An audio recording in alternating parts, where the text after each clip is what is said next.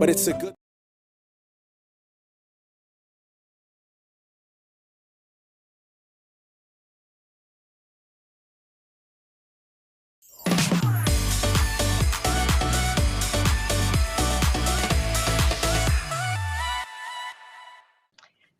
Well, the world has been talking about digital transformation, artificial intelligence, big data, and how emerging technologies can help foster business development, particularly in the pharmaceutical and healthcare space.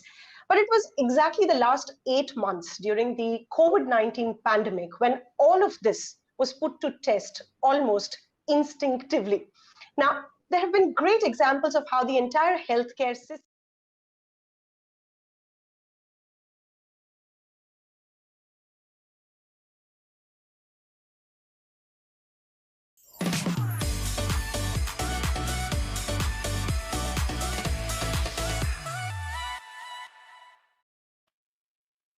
Hello and welcome to India.INC on the Move, presented by CNBC TV 18 and moneycontrol.com and powered by Rockwell Automation. I'm Shireen Bhan. We are currently in an era of disruptive change with the ongoing pandemic exposing the vulnerability of many organizations in many sectors. With supply chains breaking down in the face of multi-country disruptions, industrial digital transformation brings forth an immense opportunity to create value for both industries and society. Industries need to adapt to the new paradigm and pivot to growth by embarking on a digital transformation journey. So in this opening discussion, we're getting the Indian manufacturing diaspora on global center stage to delve into how industries can use intelligent automation to strengthen their manufacturing prowess by deploying digital transformation. Why is India well poised to lead this transformation? That's a question that we'll ask. And what opportunities and challenges do we foresee as we move forward? I'd like to introduce our panel for this special discussion. Kamal Bali, the President and Managing Director of Volvo Group at India. Vijay Shah, the Vice Chairman and CEO of Piramal Glass and Director of Piramal Enterprises. R. Mukundan, the Managing Director and CEO of Tata Chemicals. Scott Woolridge, President APAC, Rockwell Automation. Gentlemen, appreciate you joining us here on this very special show, and thanks for your time. Scott, let me start by asking you to give us a snapshot of where things currently stand on account of the COVID pandemic. Many countries had imposed lockdowns, and now we are seeing a process of unlock, whether it's India or globally. Companies like yours, Rockwell, had to adapt to those changes. Because you're in the critical services business, you were allowed to continue operations right through the phase of the lockdown or sheltering in, whatever you'd like to call it. Where do things currently stand on the ground with your operations being back up? I think our operations vary globally at this point. It's a country-to-country proposition. In most countries, we're operating at a probably 80-90% normal capacity. And as you rightly said, we provide a lot of the services and technology that go into manufacturing. So we are classed as a critical supplier. So why some of the capital project work we would traditionally see is slower, and the investment cycle is slower, the critical infrastructure manufacturers, particularly pharmaceuticals, food and beverage companies, some of the heavy industry companies continue to invest in the maintenance and targeted upgrades of their equipment. There's particular market segments that have had a very strong demand during this period. Another area would be the logistics infrastructure to support the move to e-commerce, where people can't get to your traditional retailer centers. So it's been a mixed performance for us. Traditional segments like oil and gas a bit slower, pharmaceutical, food and beverage, logistics stronger. But in general, we're back to a normal cadence. The big impact for us is we work globally and we rely on our resources to be able to travel globally normally to support some of our more higher technical products. And that's been a constraint. So we've had to move virtually like everyone has, using the technology to be able to connect remotely, service equipment remotely, and engage with our customers remotely. And that's been the biggest transition for us, how quickly we can transition to that virtual environment and the supporting infrastructure to make that happen. Absolutely. No more chalking up those travel miles. It's now virtual meetings, and that is one sector, the whole travel, hospitality, tourism sector, that has been impacted and borne the brunt of the COVID-19 pandemic. But you're absolutely right. The experience across geographies and across industries has been different. Some sectors have seen a resilience and the ability to cope with the pandemic. Technology, of course, being one of the key levers that's been used. Mr. Mukundan, let me ask you about what the current situation is on the ground in terms of capacity utilization, getting people back to work, and what's the outlook, more importantly now, as far as demand is concerned? So thank you, Shireen. As you know, we operate in three key sectors. One is agri sector, which never slowed down. I think the demand's been good. The monsoon has been excellent in India. And I think we continue to see positive resilience in that sector. One of the differences with this time which has happened is the sowing season has advanced. So we saw a big upturn in the first quarter. The second quarter is more plateauing of that whole thing. So I think overall we'll see a growth of about 5% or so. But 3 to 5% growth in agri is very good in terms of the positive trend in the economy. And that's what we see even going forward. So that sector should do well, and everyone supplying into agri sector should do well. In terms of the nutrition, which is food and food ingredients, which we supply to various companies, I think that sector again has been resilient, has not seen any slowdown, and has maintained its momentum. There was a surge in the quarter one. I think people were stocking up, and that's come down a bit. So that's really the pattern we expect. By the time we end the year, we should be even with last year or slightly ahead of last year, because in-home consumption has certainly gone up. With respect to the industrial sector, which is mainly what we supply soda ash around the world, we've seen very, very different demand patterns with less impact in UK and Southeast Asia and North America, but much greater impact in South America and South Asia. And I think this trend is going to continue broadly, because I think the companies are coming to terms with various challenges they've had to face, especially in India with respect to logistic issues initially, then the workforce issues, and now the demand issues. I think this will take at least 6 to 8 months to a year to sort of even out sector by sector, and it's going to be a slow turning back to normalcy, even as we get and learn to live with this pandemic. So it's got to be change in the way we work, because we have to learn to live with it. At the same time, I think the demand patterns will come back, provided the sectors. It depends on how much discretionary spend is impacting that sector. So clearly, we see three different patterns, and we would continue to see these three different patterns. And we also see differing patterns across geographies. So we are learning to adapt fast. And more importantly, as was highlighted before, that we are also learning to adapt to digital technologies.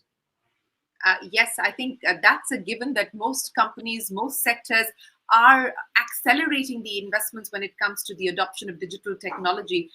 But you're absolutely right. The kind of pantry loading that we've seen, the kind of boom in in-house consumption that we've seen, perhaps those will start to taper as we move deeper and deeper into the unlock phase. And discretionary spending, that's the big question mark. Are we likely to see any significant pickup as far as discretionary spending is concerned? A man who's going to be watching that very closely is Kamal Bali. Mr. Bali, thanks very much for joining us. What's the outlook? Because, there's a lot of conversation around what this is going to do as far as public transportation is concerned, what it's going to do for the likes of the Ola, Uber economy, which seemed to have been a big just a few months ago. What's the demand outlook as far as you're concerned? Yeah, thank you, Shireen. Thank you for having me on this show. We are absolutely living in very strange times. The COVID-19 crisis has put us all to one of the most severe tests in our generation. It has created widespread apprehensions on health, social and economic fronts. I think the pandemic has also widened the fissures in the global political and economic order, which was already reeling under trade wars even before we entered this phase. The economy clearly is now entering a phase of recession after maybe 40, 50 years. I think about, if I remember correctly, after 1979.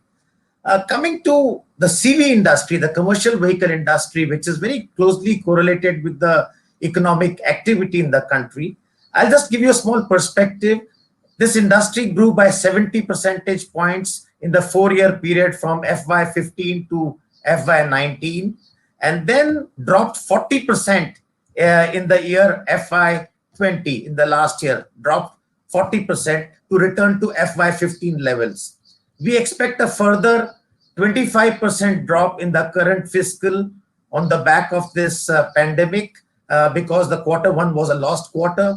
But then we also expect a very sharp recovery by about 40% growth in the coming year, FY 21-22.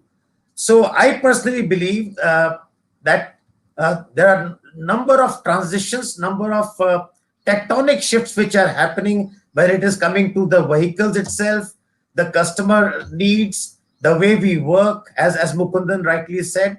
I think all these are going through a phenomenal shift, and digital transformation is going to be the key. And to me, the most important out of this, the silver lining in this cloud of coronavirus is the huge opportunity which awaits India to take our manufacturing, become a manufacturing powerhouse. I just want to take a minute more to say that if you look at the complete manufacturing output of the world, about $15 trillion, 30% is accounted for by China. Now this has to go down. At least it will go down from 30% to about 20 percentage points over the next 2 to 3 years, which means $1.5 trillion of manufacturing output possibility by other countries. India must compete, and this is the right time. The world wants us to succeed. Okay, the world wants us to succeed. That's a perfect segue then for me to get Mr. Shah to comment on this. Several important issues that Kamal Bali raised there. The fact that the world was already starting to see shifts when it comes to the global supply chain on account of the trade wars between the US and China. India hoping to be a beneficiary, not just of the trade wars, but also after the COVID-19 pandemic, and the need for companies as well as countries to try and de-risk and shift global supply chains. Mr. Shah, my question to you, we've had this aspiration of making manufacturing 25% of our GDP for over a decade now. And for over a decade now, we still seem to be stuck at about that 16-17%. What will it take for India to truly emerge as a manufacturing magnet? I think first is entrepreneurship. It is actually in the hands of entrepreneurs to take this opportunity and run with it. We in our group have got a couple of businesses, in both of them, pharmaceutical as well as glass packaging, are taking tremendous advantage of this opportunity that is there. We are in fact adding capacity to supply more to our export markets, both in cosmetic and perfumery, pharmaceutical, and specialty spirits markets. So Indian entrepreneurs, government has done a lot. They can do a lot more. But with the tax rate at 25% and some incentive benefits that are available, our very, very economical, low labor cost, we should take advantage of the situation and invest and grow with it. So I am a believer that Indian entrepreneurs, it's a time for them to take advantage of this situation that is there and So run with it. Let me ask you that question then, Mr. Shah, because you said that it's an opportunity for Indian entrepreneurs to leverage on. Are we going to see you make fresh investments, for instance, to capitalize on some of these opportunities that you believe now open up? Yes, we have already announced expansion of in our glass packaging business to set up a 250-ton furnace, additional capacity, almost adding to 15% more capacity than we have. We are increasing this capacity primarily to service the US market from India for spirits bottles. We are world leaders in small things like nail polish bottles, and we want to get into perfumery. We are already 7% market of European perfumery business. So we want to move deeper into these markets, and we are expanding capacities at several locations in India, in Sri Lanka, as well as we are trying to do upgradation in US. Yes. Okay, that's good to hear. You're looking at setting up new capacity and more investments. Mr. Mukundan, let me ask you then, sir, because just to take that point forward, for instance, the government has announced a bunch of production-linked incentive schemes for medical devices, for the mobile manufacturing sector, for pharmaceuticals, APIs, KSMs, etc. Do you believe that is enough to be able to draw in fresh investments, because these are also linked to greenfield investments? So do you believe that this is going to unlock, whether it's foreign investment or domestic investment? I think certainly it will, Shireen, in terms of the investments which we have to do. I think all of us are very enthused by the changes which government has done. Government has been in close interaction with the industry. And I think this transition pathway is not just 1 year. In my view, it is for the next 5 to 10 years. And we have to work through the stages as we move forward. I think one of the key things government has done is to release the land banks, and land has been one big issue. Second is incentives. I think they've also streamlined the processes of both labor as well as environment clearances, which are very critical for some of the large-scale investments. I think all this will increase the speed to market. I think government now realizes it needs to increase the speed to market. Indian entrepreneurs themselves, for example, when this pandemic started, we had put everything on wait and watch hold. And within 2 months, we realized we need to accelerate some of our investment. For example, in agrochemicals, we are accelerating the investment. Even in the other businesses which we were investing in, our biggest unit in India, I think we've now said let's now go forward. The bottleneck in the project execution is now coming more from equipment supplies and the workforce to return back to the workplace. That's the immediate term. I think we will learn to live with this. And I think that the shift from, I would say, different countries, the benefit which India offers is twofold. Not only do we have a great base of talent which can get these projects up and running quickly, we also have a large domestic market which plays positively into this story. So I really think while there's been a lot of statement about things are moving to other markets, I think if we play our cards right, we do the right kind of steps which the government has already taken. Indian enterprises reach out to these opportunities and stretch a bit more. I think we have something which we've not seen before, and I think we should not miss this buzz. And this bust of which is led by resilience, which means people are looking at 1+1 sourcing for almost everything. I think we need to capitalize on it, and that's really the way we are looking at this even now. So I think it's going to be great for companies. The issue for Indian companies would be they need to ensure their balance sheets are not out of sync, because those companies with right balance sheets will be able to capitalize. Those which have slightly weaker balance sheets, I think government should do something to step in and support them during this critical phase. Well, I don't know whether the government is going to be able to do anything more, given it finds itself in a tough fiscal situation. Supporting balance sheets may not necessarily be something that we can expect more of. The hope, though, is that they will do something to spur consumption and boost demand. But Scott, let me ask you about your thoughts on India. Rockwell has had a long association, a long history. You've been a long-term committed investor here. Given where we find ourselves and what you've heard from our panel in terms of the opportunities, how are you poised for India? I think we've been accelerating our investment in India over the last 10 years. If you look at our footprint of people, we've increased by 500% over that period. So we absolutely see the opportunities in India, both to supply the local market and to export. And just to resonate what a number of the other panel members said, I think we're, as a country, India are well set to start accelerating the manufacturing success. It's the right time with a disruptive environment to really look at doubling down on some of those strategic bets and really looking at where there's a competitive advantage for Indian manufacturing. And I think in general, the direction is correct. The investments that are being made, if you look at areas like the Ease of Doing Business Index from the World Bank, India has improved nearly 70 places over the last 6 years. It's now, I think, ranked 63rd in the world. And why there's room to improve that, that's a good indicator that the infrastructure is being put in place, the education systems are improving, and areas such as taxation reform and tariff reform are helping to free up the opportunity to invest.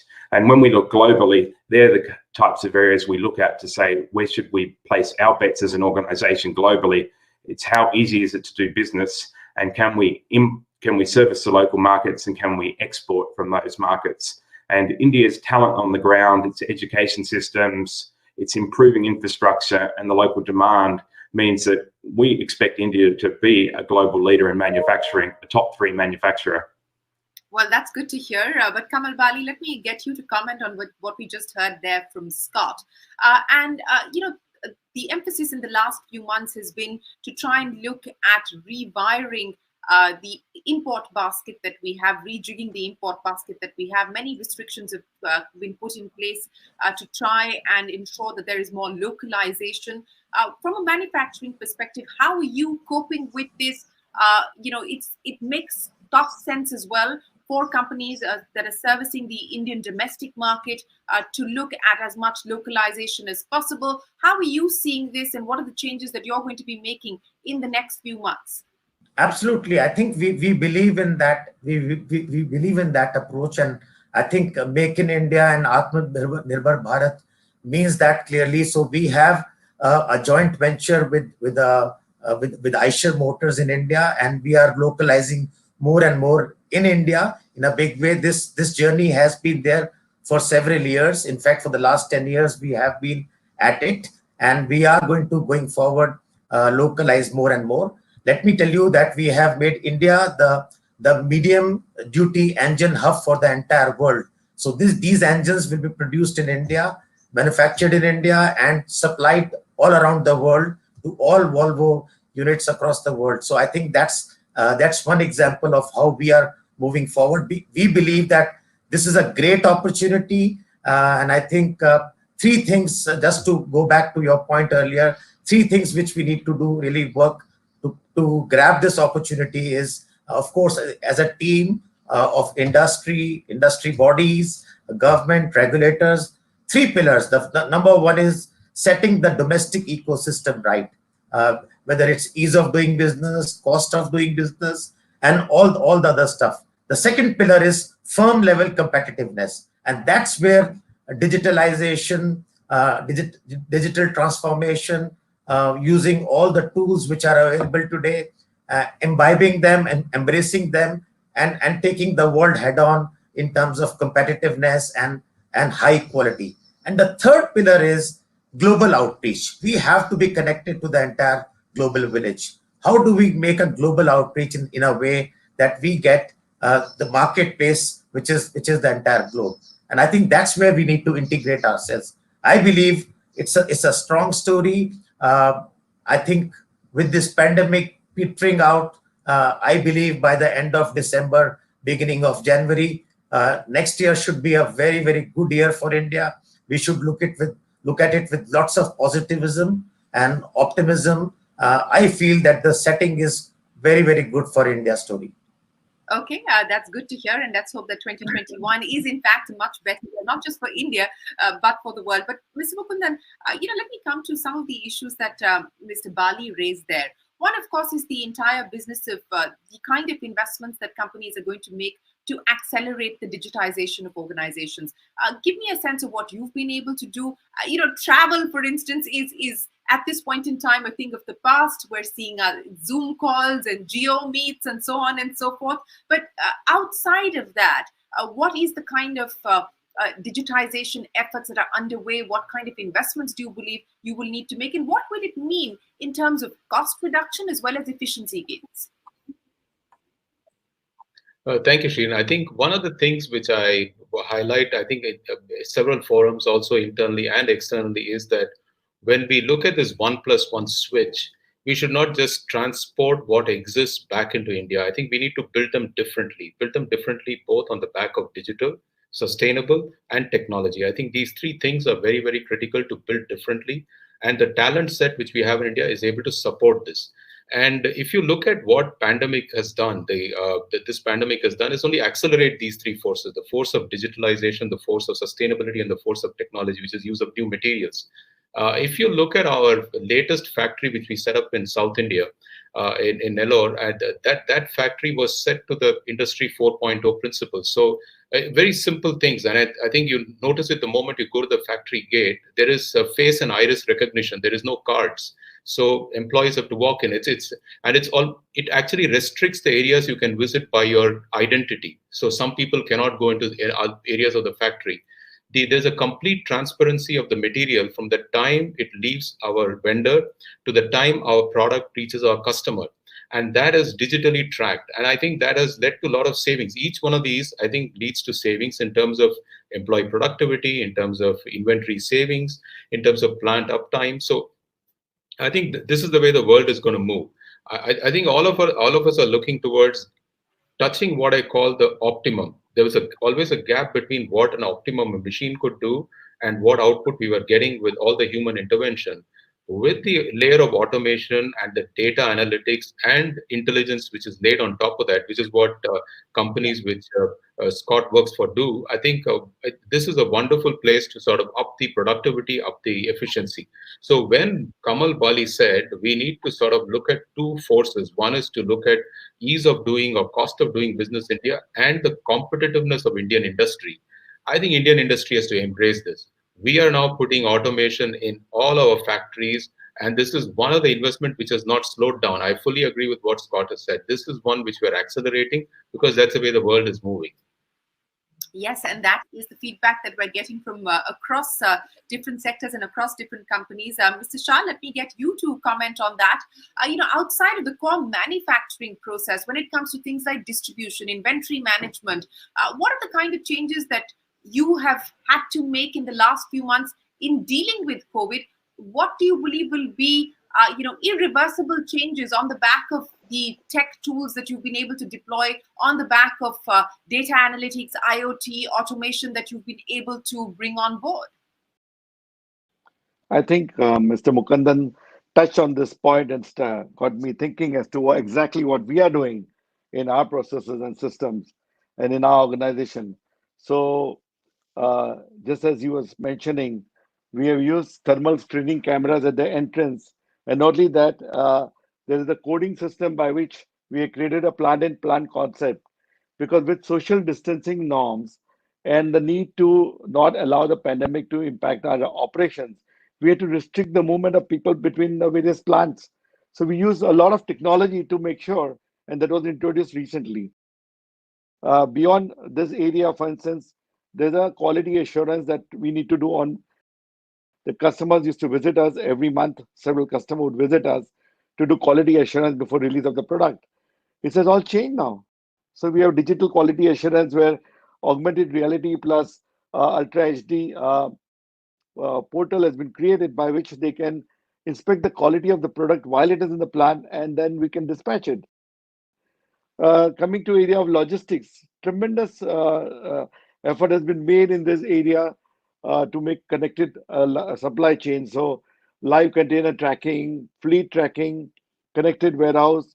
So the digital is touching every aspect of our life, and so much so that the investment which we had made in the last 3 years, we have decided to accelerate it now. Since last 2 months, we have embarked on embedding analytics in the organization as a program, and we are investing $4 million with leading consulting company of the world. We are already 8 weeks into the assignment, and it's already showing great benefits of analytics. So the next move is to machine learning and AI. And what we realize is that the whole pandemic has forced us to look into the issue of reducing footfall, increasing automation, increasing productivity using these digital tools. It has forced so many of us to do so many things which we never did earlier. Today, we are able to touch more people in the organization through digital than we used to touch by physical trips to the plant and addressing them. Yes, you're right. It has changed the way that we do business. But Scott, this is good news for you, isn't it? What you're hearing from Mr. Mukundan, Kamal Bali, and Vijay Shah. But what's the global feedback that you're getting, Scott, at this point in time? What do you believe are going to be priorities when manufacturing companies look at stepping up and accelerating the process of digitization? What are clients telling you they want? Yeah, that's a very good question. I think it varies industry by industry. We had some excellent examples there around track and traceability across an entire supply chain. We hear the term in food and beverage, tracing from farm to fork, or in mining from pit to port, to be able to trace, guarantee quality, and optimize the supply chain. Great examples around sort of social distancing and traceability of people, from safety systems and digitizing. And quality is always top of the list. How do we improve quality? And that links back to traceability. And one other area I think is relevant for India, some of the augmented reality training capabilities. I think India has a great capability, great university graduates, great technologists.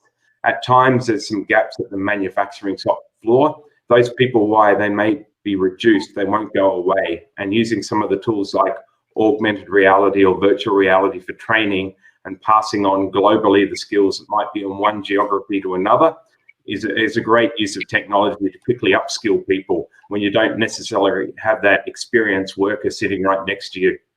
And I think the overarching theme is probably data analytics.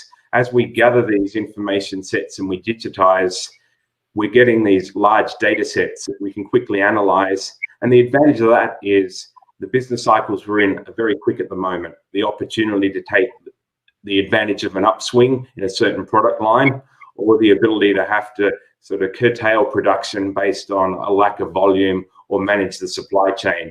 The large data sets and the analytics on top of that give us the visibility and understanding to be able to react quickly to upscale or downscale as we need. And whoever can master that is going to get the biggest benefit, to be able to conserve cost or capitalize on a market trend. And what we are seeing is the digital programs are getting shorter. People are now saying we have better analytics and data sets, so let's use that and let's do targeted programs around that to get paybacks in 3 to 6 months, whether that's a digital transformation project or a more traditional automation project. But the programs are getting more targeted because people have a better understanding where they'll get the best payback. And that's a trend we're seeing globally. People want short-term returns and want to digitize to be able to guarantee that they're investing in the right areas with the right products and services. Okay, let me bring Kamal Bali in for his closing comments. Mr. Bali, what do you believe will be the structural shifts, the structural changes? There's a lot of conversation around whether work from home is going to become the new normal. It can't be the new normal as far as manufacturing companies are concerned. You will have to work with the SOPs of social distancing, etc. But what do you believe this new normal that we speak of is going to mean in the context of manufacturing? Yeah, I think that's a good question and a bit of crystal ball gazing. But I personally believe that the new normal will be a very good mix of what we have gone through during the coronavirus period, or we are going through, which has been largely all office people working from home, and a digital journey getting stronger and stronger compared to the physical part. But as far as the factories are concerned, obviously a lot of automation is going to happen, and a lot of digitalization in the factories is happening, and I think this will get accentuated over the next few months. And so therefore that's one piece. So it's going to be a hybrid of a good mix of physical and digital methods, which I see going forward. But clearly, I think the future belongs to a lot more digital ways of working, and very clearly digital transformation.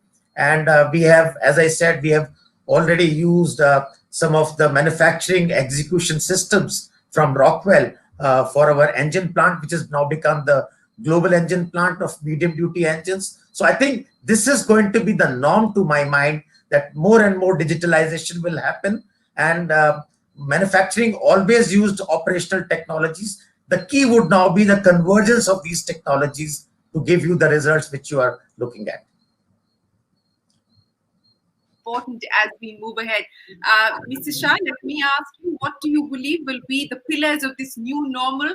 What shifts or disruptions do you believe are going to be irreversible? And where do you believe it would perhaps be a bit premature to extrapolate that the world has changed forever? When it comes to office working, we are absolutely comfortable working from home. But what is it changing? It is changing one very significant thing. Today, it's an agile world. We are taking decisions much faster, much quicker on many issues, because today you don't have to wait for somebody to fly in or somebody to go somewhere else for a meeting. You can get online, have a meeting, discuss, and take a call. The world is changing so fast that leadership meetings, which we used to do on a weekly or monthly or quarterly basis, will move to daily to track what's happening. So when it comes to the plant, completely change operations, less footfalls, more automation, more IoTs, digital analytics embedded in the plants, customers getting used to dealing with it very, very differently. So the world is Hmm. changing drastically, and I think agility is the word I would put as the future need. Absolutely. Build to adapt is the mantra for the future. Clearly, not just build to last. You will last if you have the ability to be agile and have the ability to adapt. Mr. Mukundan, let me ask you, what will be the pillars of this new normal? What are you going to be prioritizing? What will you be focusing on? Clearly, I think one of the terms we use very often is digital is the new default. I think we have to embrace digital. Digital is the new default. At the same time, I think there are two trends which we need to say. One is sustainables. So when you build new, make sure that your impact on environment, impact on the planet is more benign than in the past. And lastly, I think this power of these two is going to make the world more inclusive.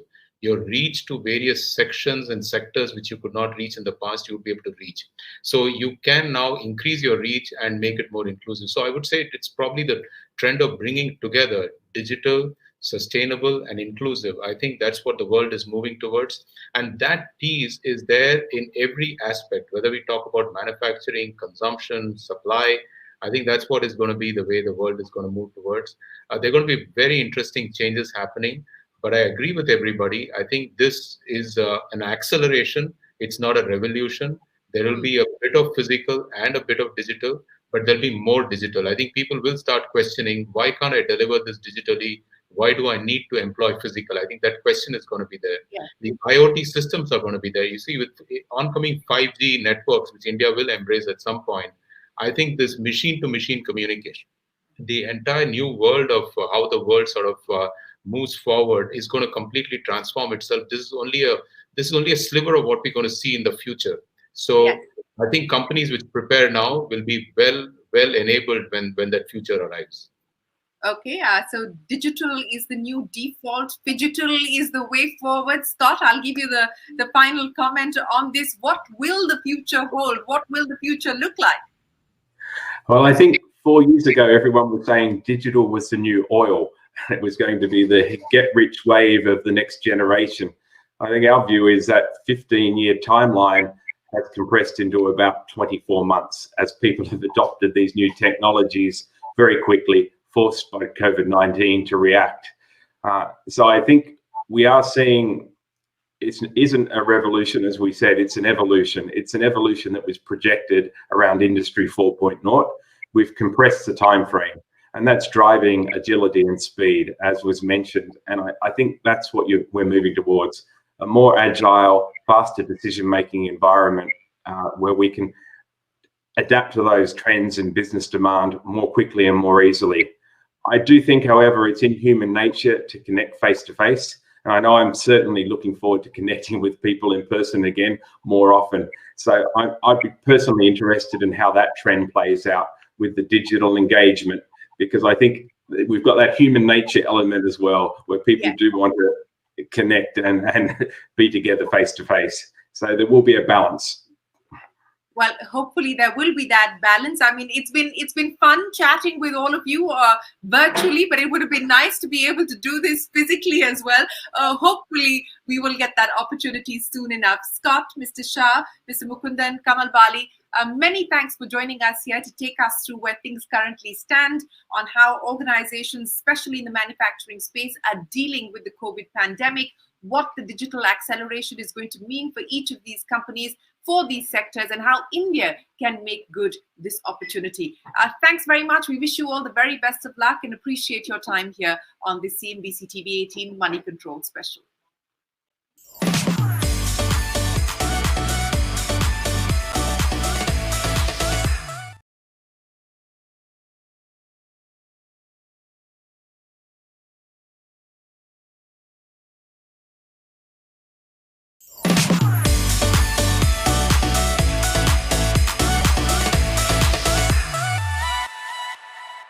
Well, good morning, everyone.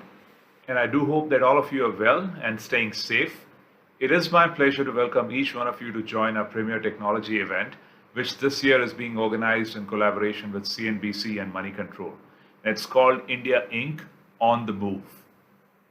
Well, digital is disrupting every walk of our lives, and working around the COVID-related disruptions, we virtualized this event itself this time around.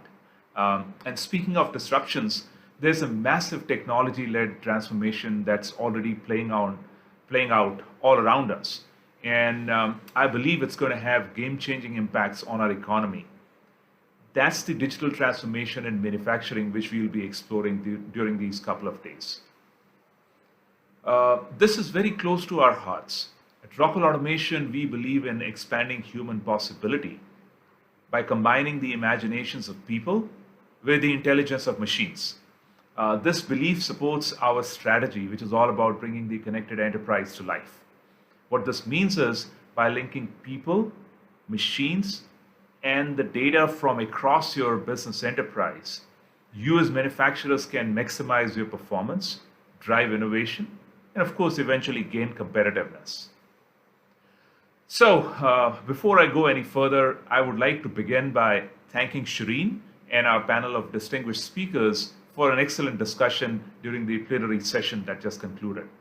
I thought that the panel explored several dimensions around getting Indian manufacturing up to where it needs to get to, including how digital transformation is playing out. And I think this sets us up very well for the next couple of days. Just to give you a sneak peek into the engagements that we've got lined up for you, it's going to be a busy few hours now, but it's going to be engaging. Right? From this point on, as you may have noticed in your agendas, we're going to be breaking up into two different tracks. The first track kicks off with an industry session on life sciences, while concurrently track 2 is going to be focusing on the future of mobility. And then eventually both these tracks would individually lead on to the voices from early adopters, respectively for each one of the tracks. And what's going to happen here is that leaders from businesses who've already gone through digital transformation journeys are going to be sharing their experiences. And this, I think, is going to be a very engaging and a very special session. In the afternoon, we're going to come back for another couple of industry sessions, moderated again by CNBC anchors. Track 1 is going to be on chemical, and track 2 is going to be on FMCG. And similarly, they're going to be also having, they're going to be followed by their own voices of early adopters. Okay, now before I go any further, I would like to I'd like to take a moment and strongly acknowledge the support of our partners that are supporting us in this event, be it our technology partners, which is PTC, Microsoft, and Cisco, or our distributor partners, this is Rexel, Sonepar, and MVGL. And a couple of our SI partners as well are also supporting us in this event. That's Analogic and Logicon. As Rockwell Automation, it's our firm belief that it's the power of our partner network, coupled with our technology and our own, domain experts, which are enabling us to deliver the value that we wish to be able to bring to you. And having the support of these partners has been very important. Okay. So I'm going to take a minute now and share with you a couple of very important updates. There are two. The first one is around our PlantPAx 5.0 launch. PlantPAx is our modern distributed control system, that's DCS. And version 5, there are several great capabilities that are coming out with version 5. Amongst these, some notable ones are it reduces the complexity of the system. It allows you to actually handle the complexity of your processes very well. It also helps you reduce the overheads that are required for the automation infrastructure. And above everything else, it also gives you much more improved diagnostics as well as analytics. Right? The second update I want to share with you is some of you may be aware that last December, we actually inaugurated our own Digital Transformation Experience Center at Gurgaon. Now, this was basically designed to give you a real-life experience on what outcomes you can actually drive through digital transformation, in your businesses on real plant floor environments. We actually had live operating setups over there, right? The core belief was seeing and experiencing actually is believing, right?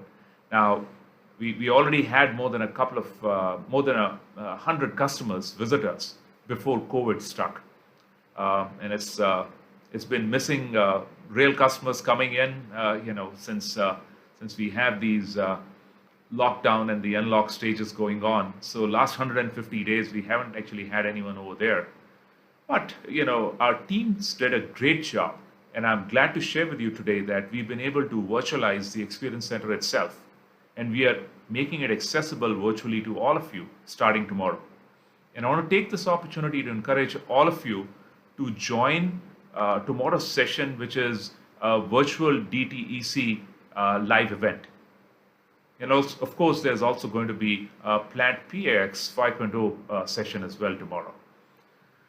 All right, so once again, I want to sincerely thank all of you for having made time for this event, the India.INC on the Move, in partnership with CNBC and Money Control. I do hope you enjoy it as much as we've enjoyed bringing it to you. And I surely do look forward to meeting up with some of you virtually during the course of these couple of days. Take care and stay safe and have a great event. Thank you.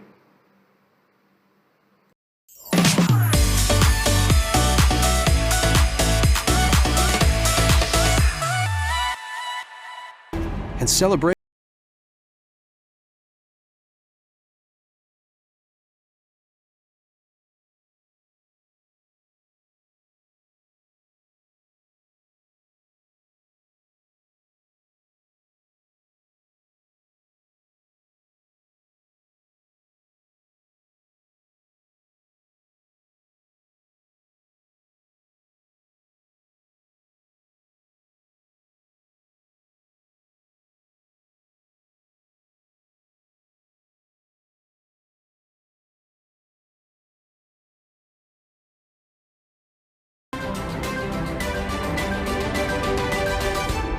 Rockwell Automation, expanding human possibility.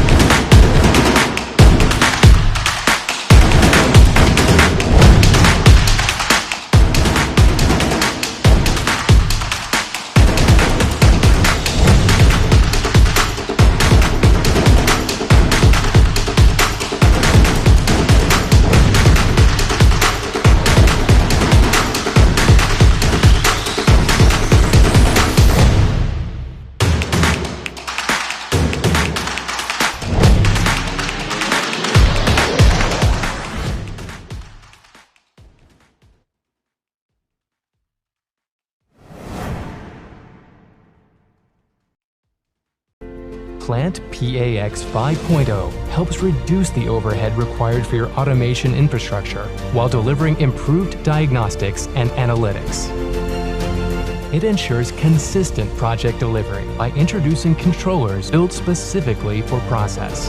PlantPAx makes it easier to design and troubleshoot with intuitive workflows for engineering and operations. And it helps you compete in an evolving landscape of threats by adopting the industry's latest cybersecurity standards. PlantPAx 5.0 from Rockwell Automation. Expand what's possible.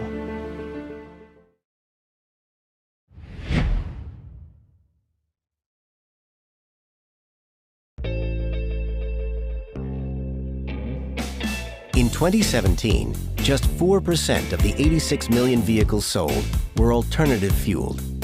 Now, thanks to greater levels of investment in electric drivetrain technologies, automotive manufacturers will reach parity by 2023. And 54% of all new auto sales are expected to be battery-powered by 2040. This exponential growth is a window of opportunity for automakers, to find partners with the vision to innovate across their electric vehicle manufacturing operations. Electric vehicles are revolutionizing auto production. Rockwell Automation is ready. Are you?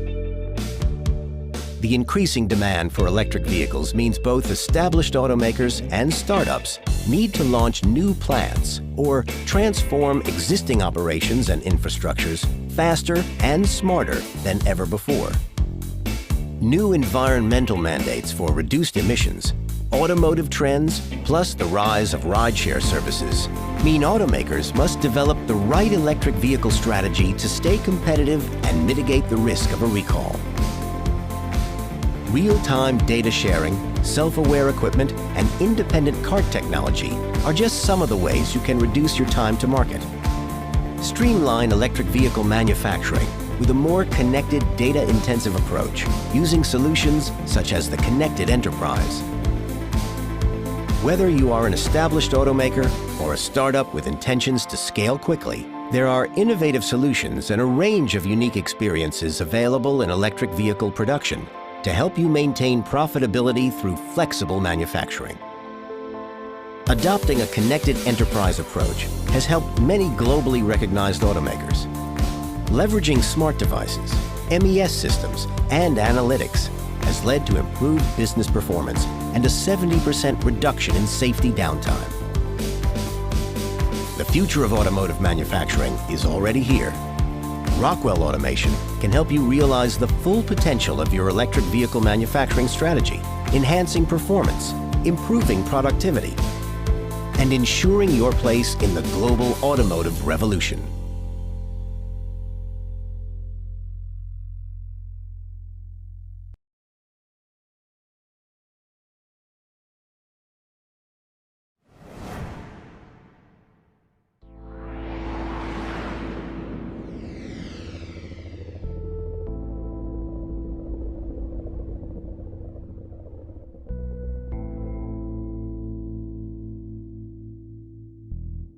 Chemical producers today are faced with a host of challenges, including volatility in the cost of feedstock, an ever-changing and complex regulatory environment, and aging plant infrastructure.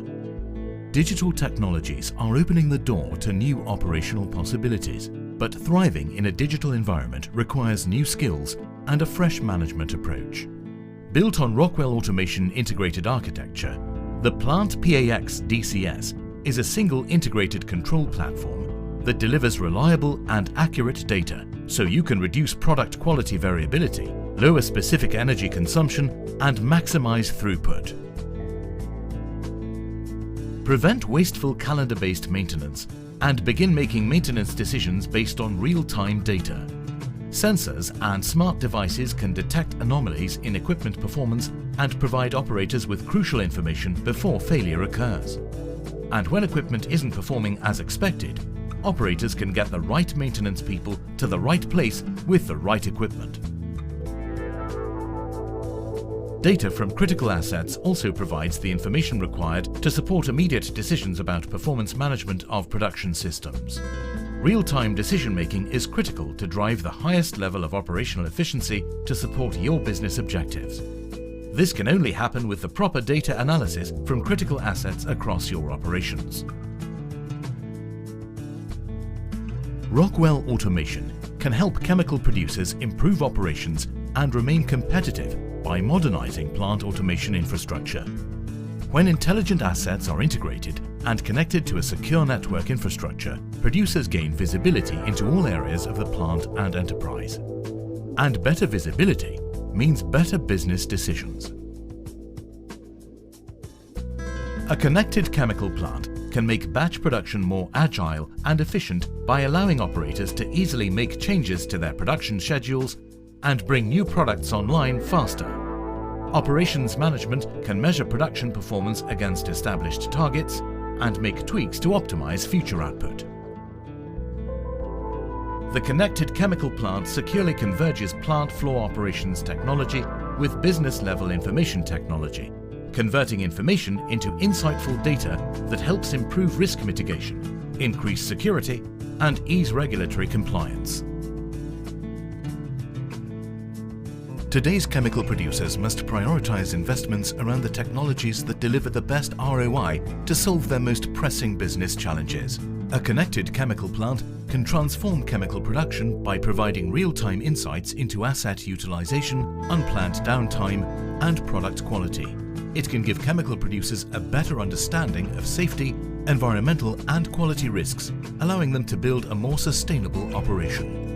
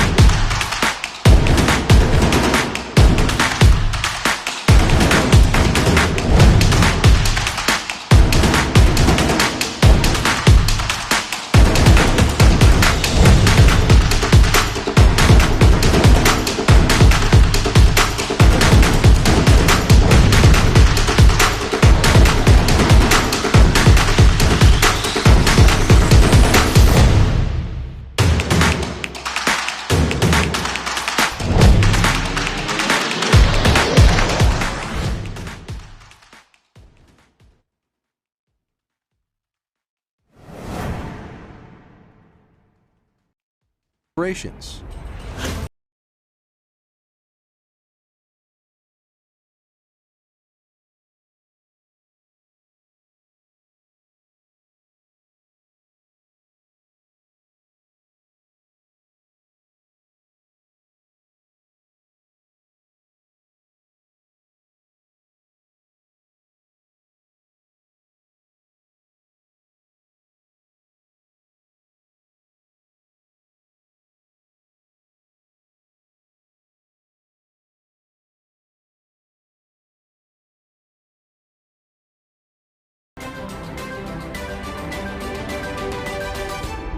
Rockwell Automation, expanding human possibility.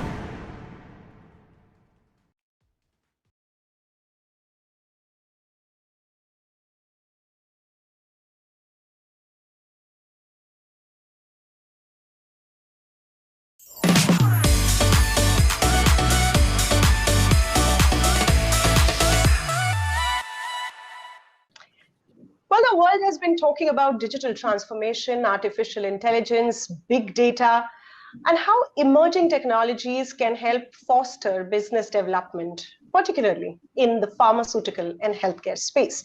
But it was exactly the last 8 months during the COVID-19 pandemic when all of this was put to test almost instinctively.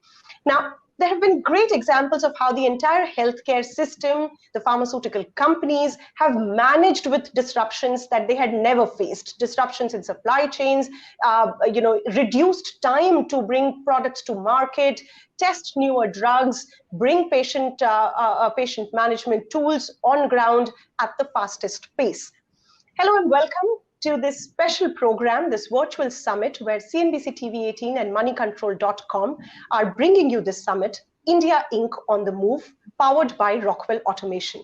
And today, we are going to explore the digital transformation in the space of pharmaceutical and healthcare, how it's making a difference on the manufacturing side, how it can help India improve and become a big manufacturing base for pharmaceuticals and healthcare products, and also industrial automation can help reduce errors. but we'll also try to link the entire patient management side of the healthcare business on the digital automation side as well, because at the end of the day, all that we do has to reach the patients, and at the end of the day, it's the clinical outcomes that have to improve on the patient management side. So what we'll try to do is look at both from the industrial manufacturing aspect as well as patient management aspect. And to discuss this, I have a very interesting set of panelists with me.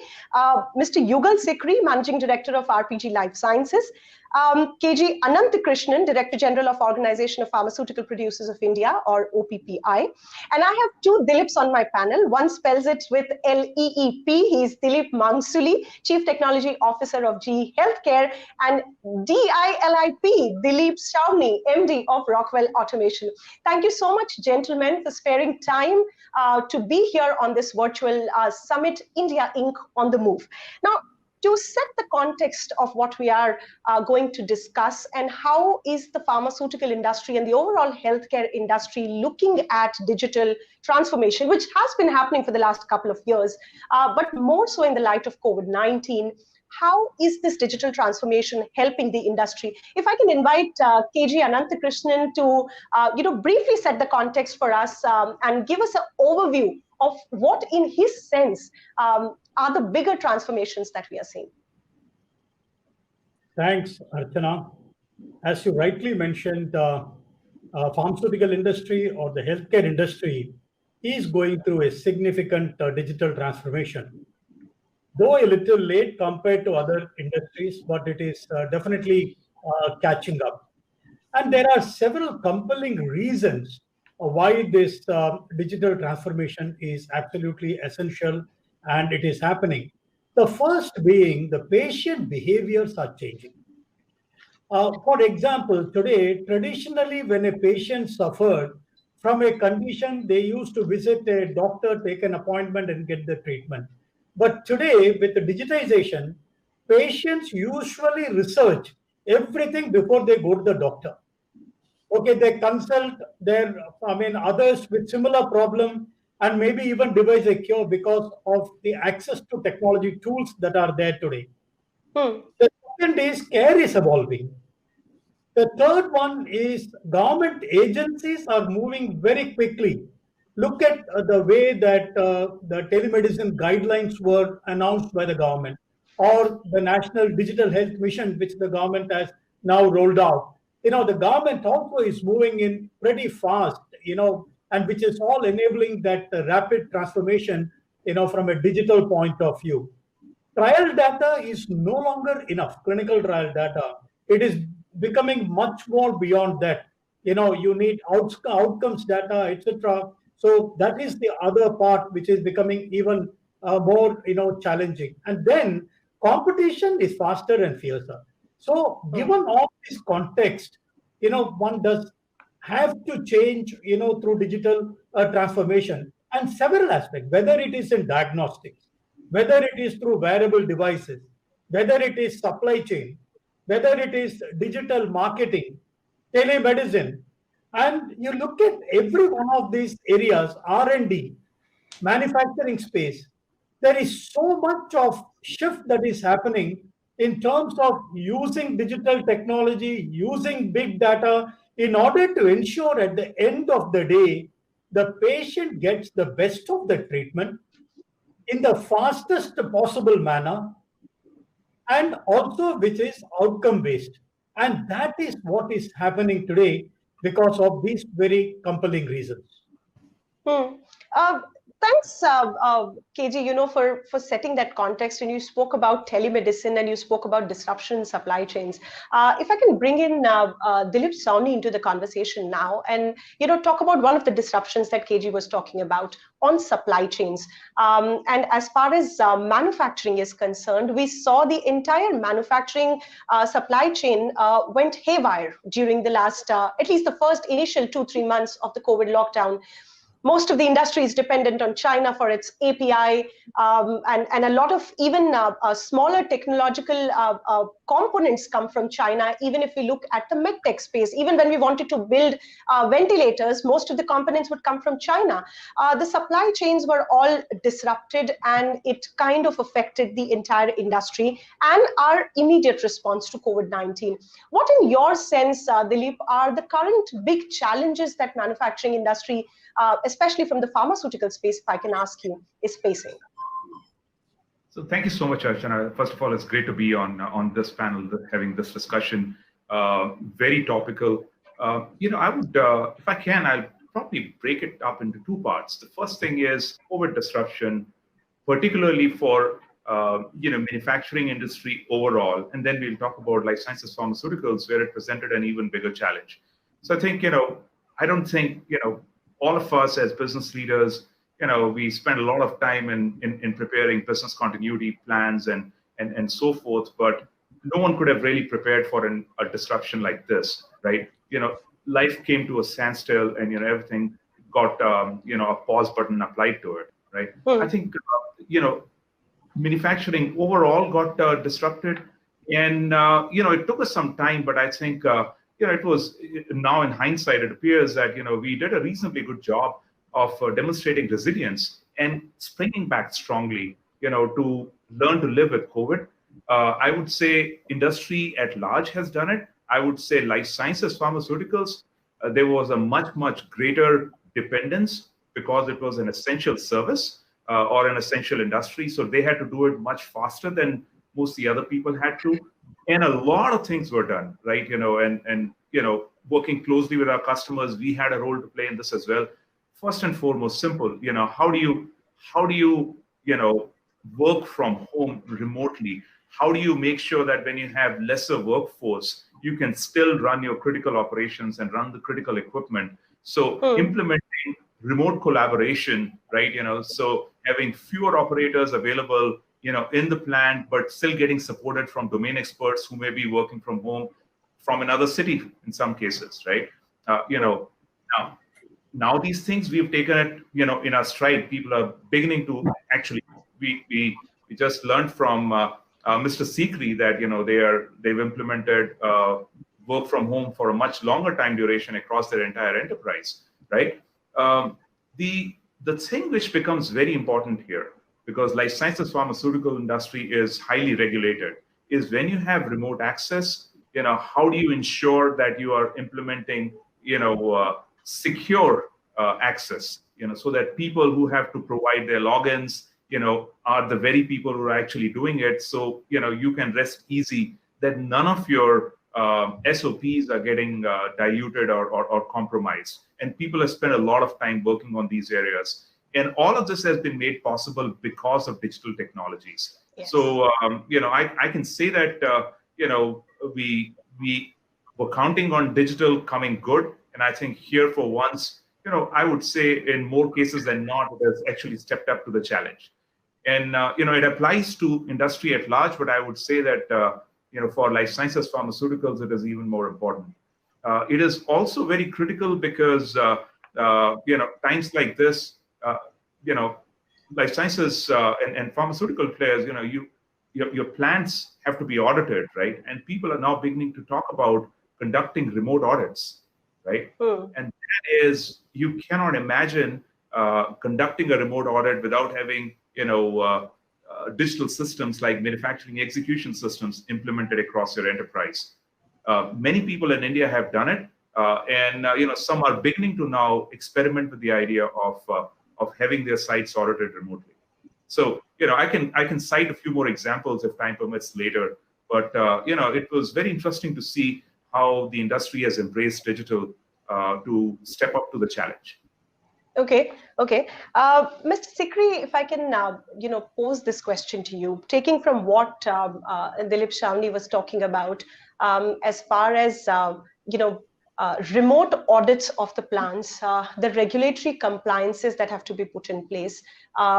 are becoming more stringent now than they were earlier? Because earlier, at least, the US FDA in person would visit at your plant. But now, considering the COVID-19 pandemic, the US FDA has said that they would be looking at, they have been anyways doing remote audits, and going forward also more and more remote audits would be done for most pharmaceutical manufacturing units. Now, you operate in a market, and your company deals with large amount of exports to different various countries with different regulatory requirements. How has digital helped you, particularly in your company, to manage your regulatory compliances, and particularly at this point of the COVID-19 pandemic? Thank you, Archana, for first of all bringing me on the show and drawing me into the discussion at a very, very significant and important point. And before I answer that question, I must give a little bit of a background. We all know that, and I think somewhere I also read in your communication that India is the pharmacy to the world. Almost 50% of our business, which we do as industry, comes from exports. And we all know that a lot of exports are going to the regulated markets. And regulated markets are the markets where the compliances are very, very critical. Since our business model has been aligned to exports, I think the India.INC or the Indian pharmaceutical industry took up that challenge and built into digitalization into their backend, into their manufacturing operations pretty well. If you look at the factories which are being run across the top 10 pharmaceutical company, whether it is from Sun Pharma, whether it's from Lupin, whether it's Elchem, and including RPG Life Sciences, as you rightly mentioned, we also export products to Europe, we export products to UK, France, Germany, Australia, Canada, across the regulated markets, we export the product. And the regulatory requirement continue to be stringent, or in fact, turning up day by day more stringent going forward. So digitalization, real advantage was felt by the pharmaceutical industry.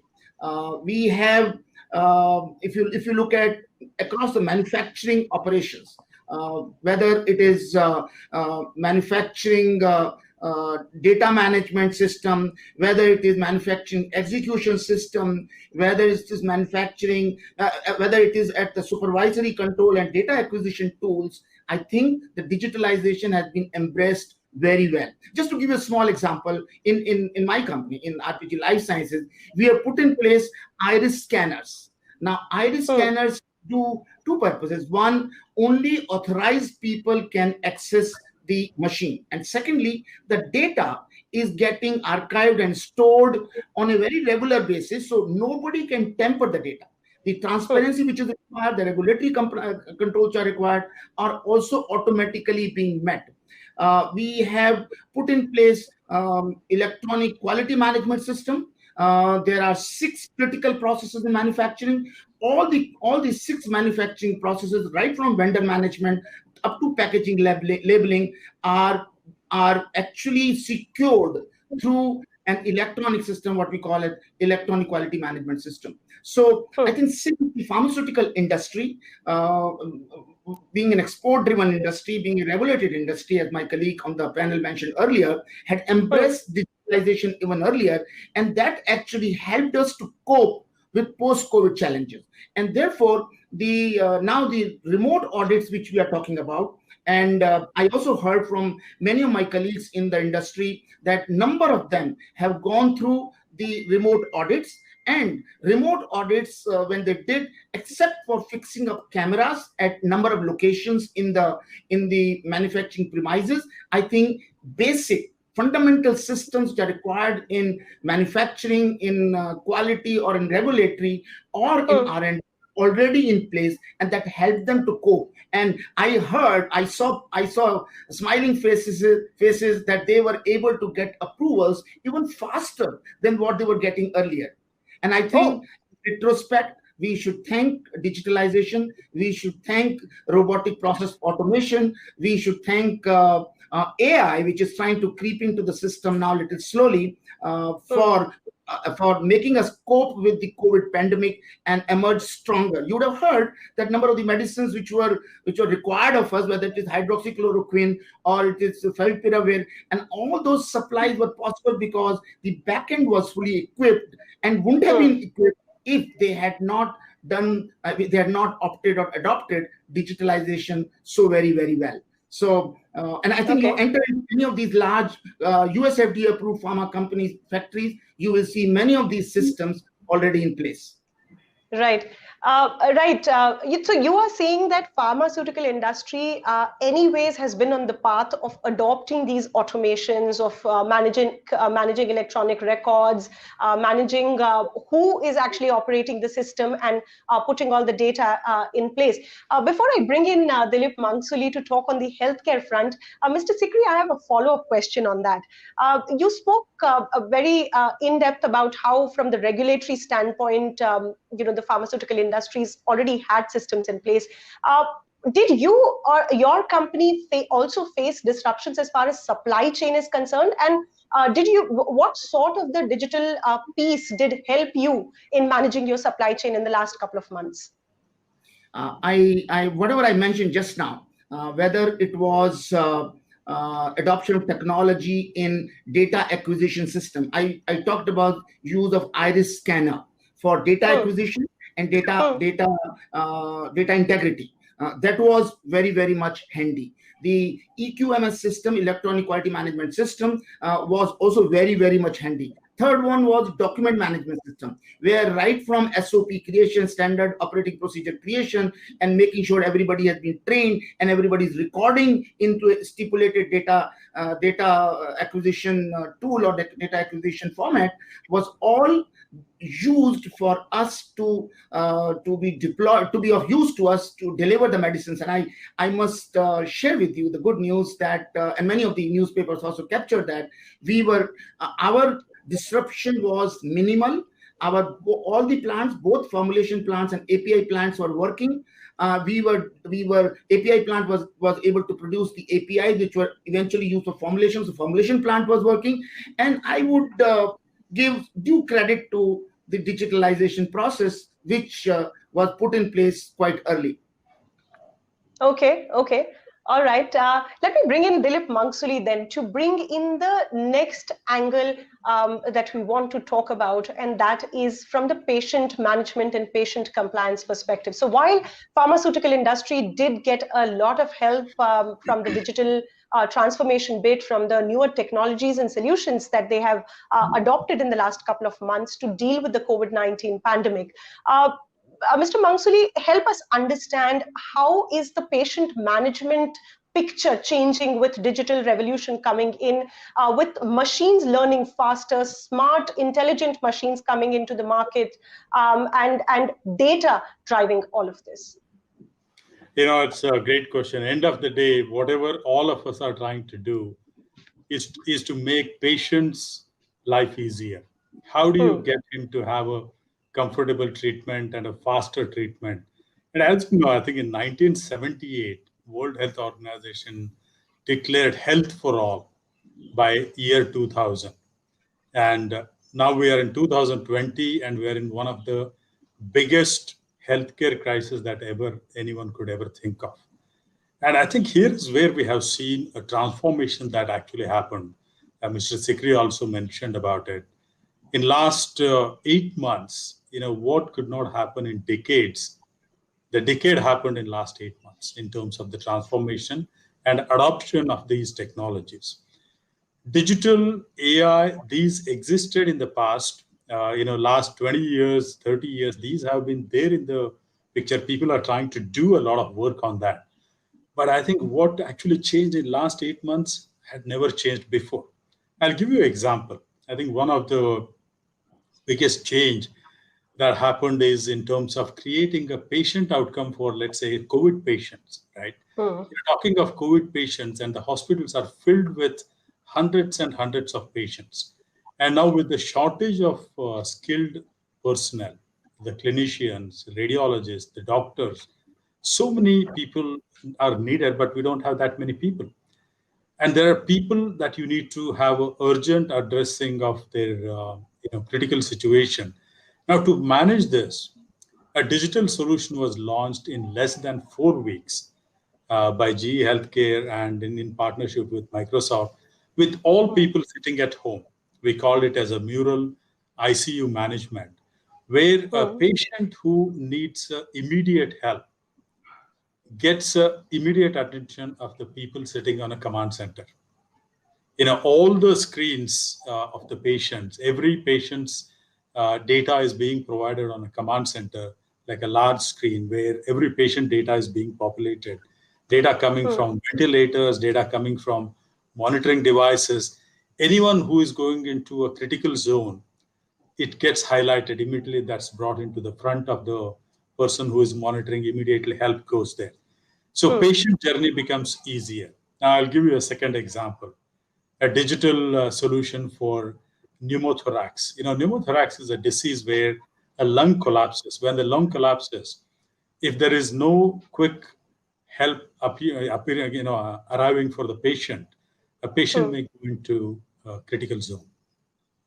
So when this happens, when an X-ray is taken, if there is a person who has a collapsed lung or a pneumothorax, what we call it as, today, the regulations do not allow AI to tell you that a patient has this, and you need to really, that does not allow you to make a decision. AI cannot make a decision, but AI can highlight that fact to the radiologist right there and then. In US, for example, you have every radiologist has to look at the list of X-rays that he needs to look at. The moment there is a pneumothorax that is detected, that comes on top of all the patient's list. So the first thing that he sees is this patient. So the patient is immediately addressed and he gets treated. The third example I can give you is about TB.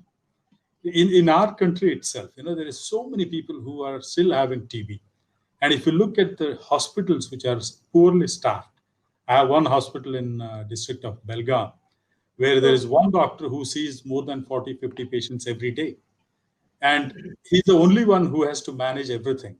Now, if you are able to tell him the patients who do not have TB and patients who needs to look at if there is even a suspicion that he has a TB, he will be able to address maybe only about 10% of the patients.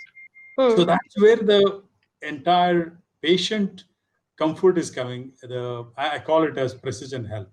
Precision health is all about how can you detect a disease quickly and how can you detect a disease correctly. If you are able to do that, if you are able to triangulate that, you are able to reduce the cost of treatment for the patient. Globally, there is about $3 trillion of money that is lost because of errors that are done in diagnosis or wrong treatment or wrong, disease. So if we need to really make this healthcare sustainable in long run, presently it is not in a sustainable mode. Digital, by creating an outcome for the patients, which is going to be focused on the right disease, treating it right time at the fastest way, is going to create outcome. Absolutely. And if it can't reach the patients and if it can't improve clinical outcomes, then possibly the innovation may not have been really relevant. But Mr. Mangsuli, if I can, get your perspective on the artificial intelligence space and the data analytics space. You also have a big project of the Edison platform. Help us understand what you're doing on that as far as AI and analytics, data analytics is concerned, and how does it tie in with the larger, space globally when we talk of AI and analytics? Yeah, absolutely. I think that's a great question. Like I talked about earlier, the skill gap cannot be addressed with adding too many skilled people. It's very difficult to add skilled people also. It takes time. If you are able to properly utilize the skills of a person who is available today, on an average in UK, a doctor spends about 2.5 minutes talking to the patient. The rest of the time goes in entering data, doing all procedural work.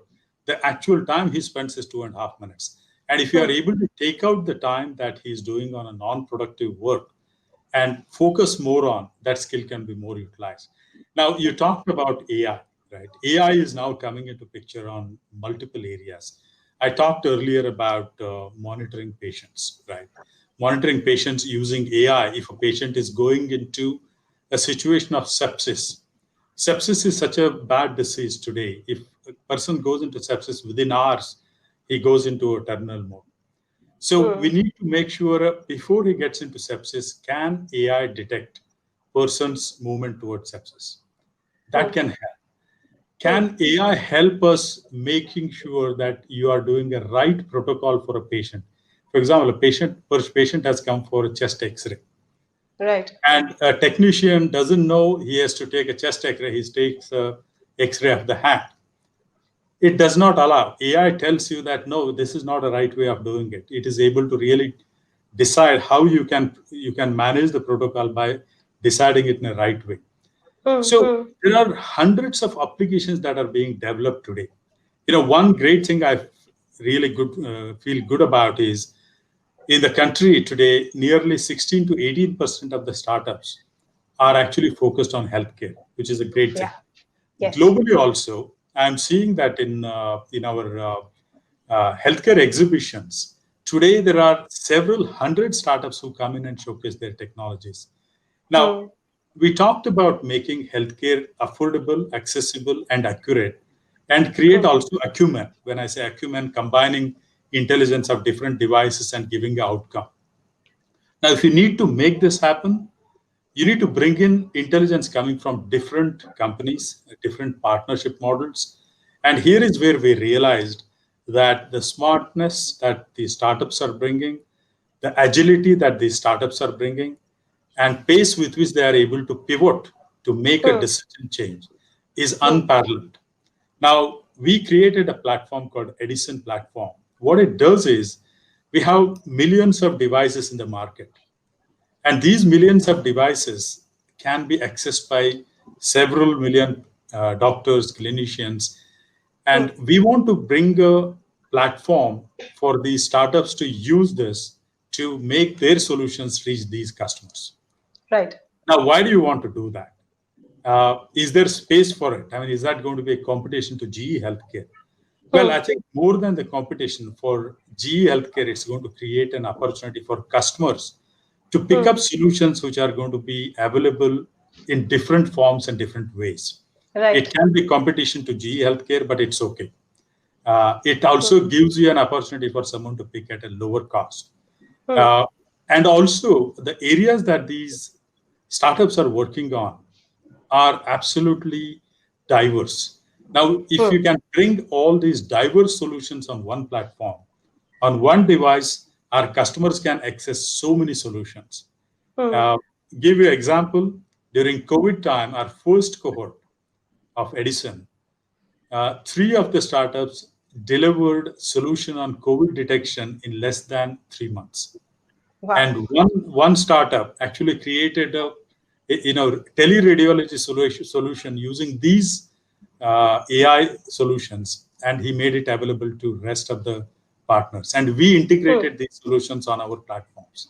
So it's an opportunity to create an affordable solution, accurate solution, and an accessible solution. Right. Through our reach and their acumen can make a huge difference to the world. Absolutely, absolutely. And 3 things that you pointed out, Dilip, in your comments, which stay with me, and I'll take it forward to discuss. Mr. Dilip Sawhney, if I can, Dilip Mangsuli spoke about reducing errors as far as reading patient data is concerned, machines not making errors so that the diagnosis is better, because we waste a lot of money because of wrong diagnosis.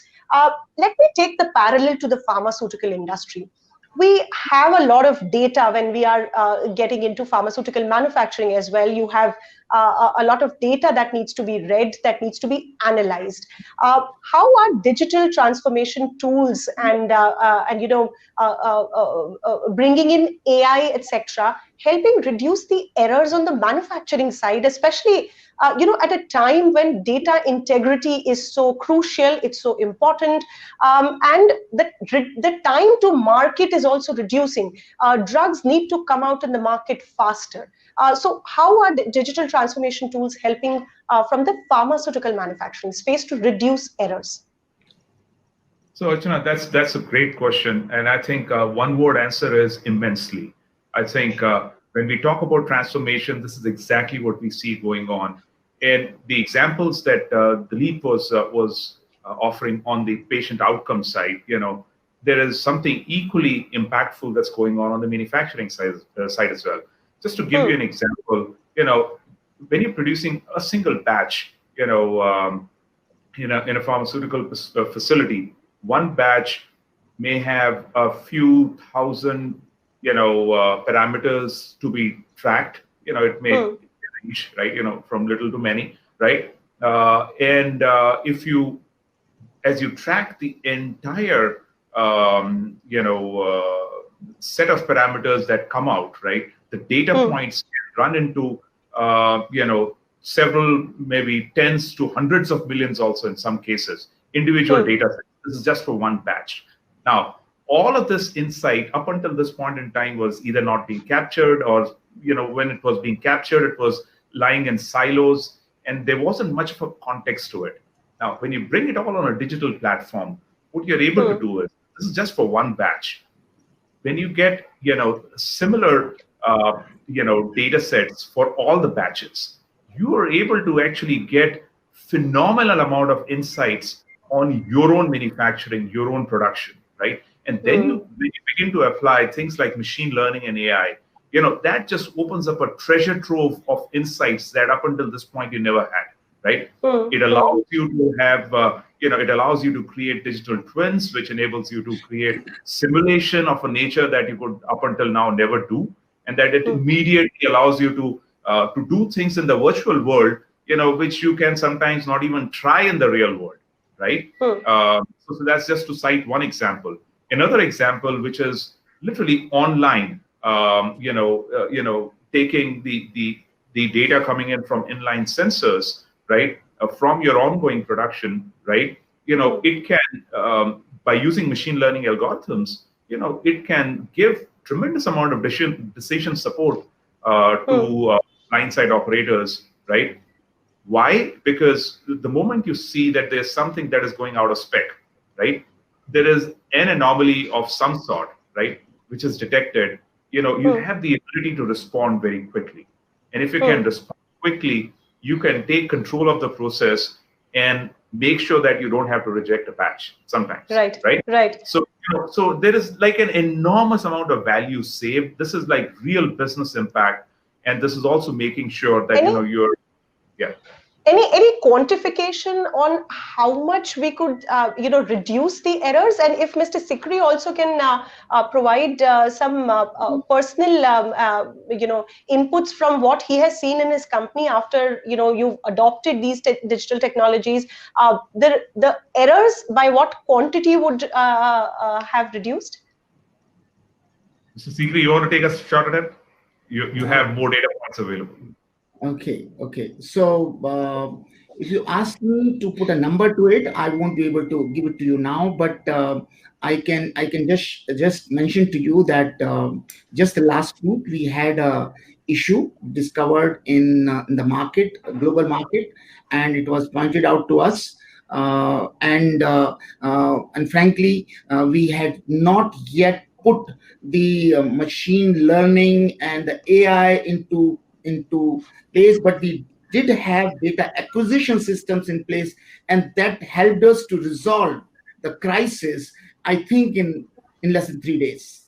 And that's where the importance of various continuous data points, which these digital tools provide us, helps us. And if we had a proper AI in place, perhaps we could have had the fix on the issue, and we could have done what we call as kappa in manufacturing immediately. So I do. So that's your next. So that's your next transformation, which you would be bringing in, is to bring that AI in place. Yeah, actually, you're right. In the digital transformation journey, I think the ML, the machine learning, and AI are the next things. And if you have put all the infrastructure in place, I think this becomes relatively easier. And just to extend to what my friend just mentioned, the AI is not that easy. You have lots of data points sparsely distributed across the value chain of the organization, and how do you actually digitize all that what is available to you? How do you sync? How do you link? And then how do you really study that? It will take some time. I was reading, globally did that, and it was a 2 years long project for them to actually just do one thing, bring all the sparsely distributed data in the organization at one common platform, the sync and the link it. So there are challenges of data accessibility. There are challenges of actually the talent available to work on AI and ML.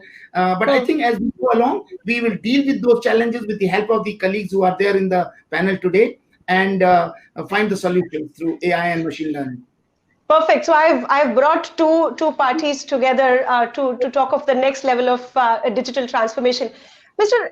Ananthakrishnan, help us understand with your experience, both from big pharma that you've represented and the industry that you've seen change over the years. How has, when we talk of this big data, artificial intelligence, data analytics, a lot of that is now being used even in drug discovery, in trying to bring drugs to the market faster, in trying to reduce the time that companies normally take to go through the entire process, and also to reduce errors that we've been talking about. How is that being used from drug discovery perspective? A good question, Archana, again. Probably one part of the industry which was using quite a bit of data analytics was in the R&D space, because from the time of conception of the idea to the delivery of the drug to the clinic, it's normally a very long, time-consuming process. And as was said in manufacturing, there is again a very heavy degree of complexity in terms of data management in the clinical space, or in the clinical space, or in the drug discovery space. But this is one area where many organizations have moved very fast in terms of adopting digital technology to accelerate the process of getting the product into the market faster. In fact, one of the classical cases that's being also cited is that of Moderna, and the organization which has been in the news for one of the COVID vaccines under development. And this organization has always called itself as a digital company, because they have used the digital power to ensure that they are able to compress the time from research of an idea to the clinic, particularly of mRNA therapeutics. Okay, mRNA therapeutics, particularly for say one of the examples that I gave was. Now, what happens is that in the digital drug studio, this allows the researchers, to design a protein at the end of the day, and then identify the mRNA sequence and the appropriate vehicle that is required to be delivered to the exact tissue where it needs to get delivered. Now, this entire complex process, because of the digitization, they are able to compress the timeline very significantly. It is running to several months. And what I read is that at least, number one, in some areas, the productivity has gone up upwards of 10-15%.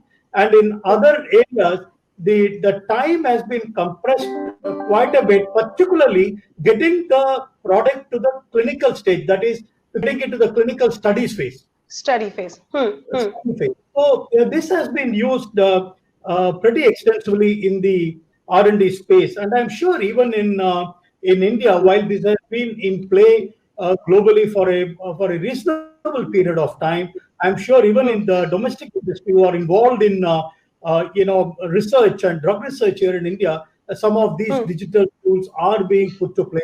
That's my belief.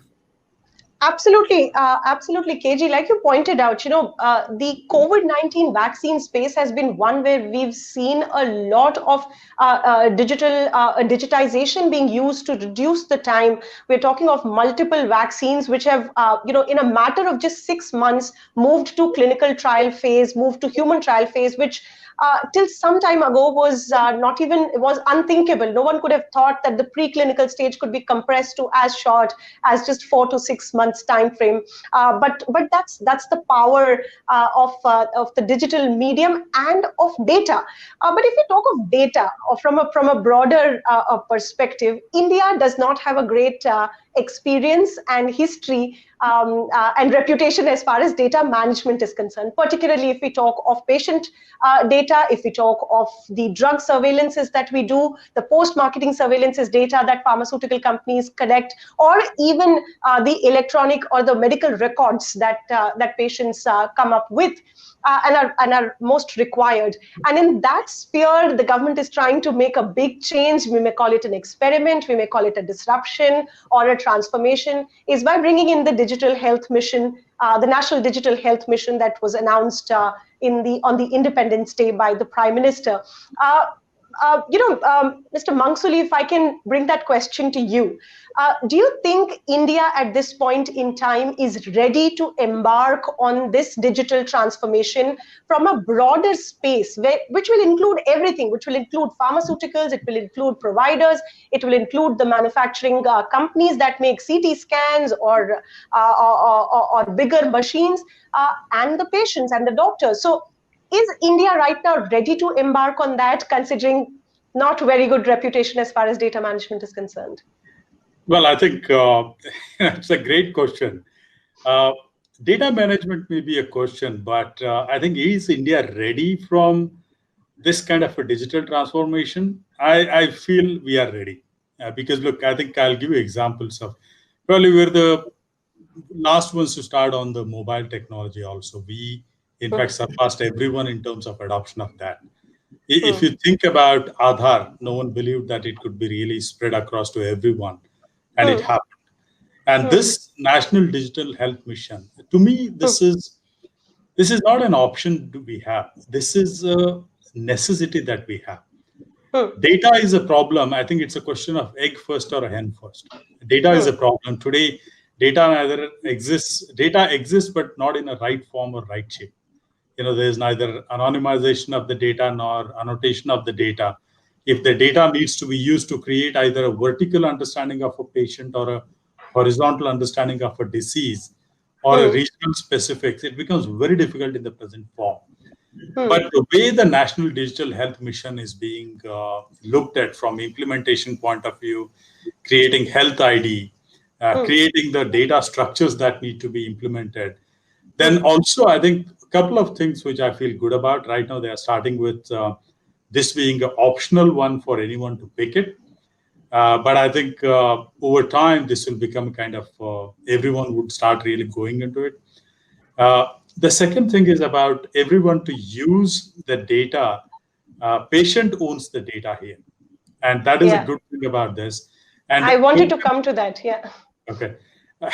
Able to really share that data to the right people for analytics or creating new solutions. It is very much necessary, because any AI work that we do today, if we don't use the data from the Indian demographic patient data, that data may not be relevant. If I do the AI training of my algorithms using the data from US patients, that may not be relevant to India. So to make it relevant, I need to have the data here.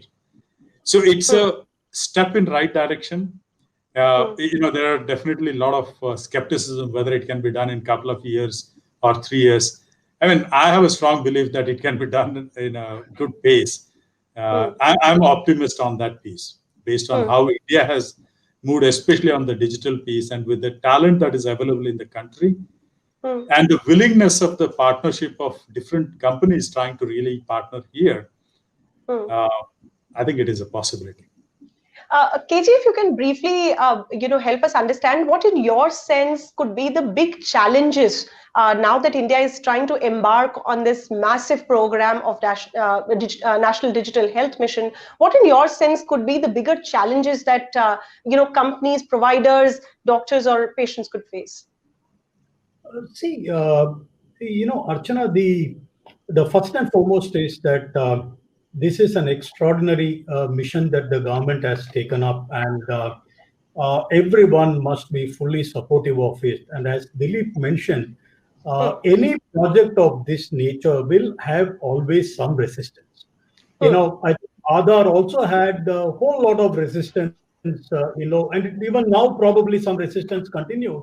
But the benefits are far greater than the small little challenges that we will face during the course of its implementation. One of the things that one is a little bit concerned about, and which of course the government is giving reassurance, is the data privacy. Because how far are we going to ensure that the data privacy is maintained, the data is being used for the right purpose, it is not falling into any wrong hands? This is something is of a great concern. The government is giving reassurance that this data will be accessible only by the respective patient and also the treating physician, and not for anyone else. But that's a good one, right? There will be technology challenge that will be there. There will be implementation challenge that will be there.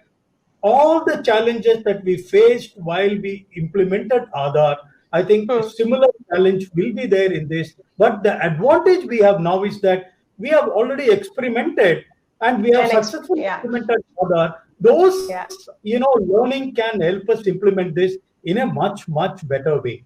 And this is going to be of tremendous use to us. When you have local data that is available, it can help in tremendous amount of analysis in a de-identified fashion. It can help understand, the disease patterns. It can bring in policy, in the right manner by the government to address the real disease challenges that are there in the country. So this can be a huge tool, I'll give you just one example, Archana. One of the organizations is trying to do a little bit of, big data analytics. The data is it's still small. They have only a data set of some 3 crore patients, all de-identified.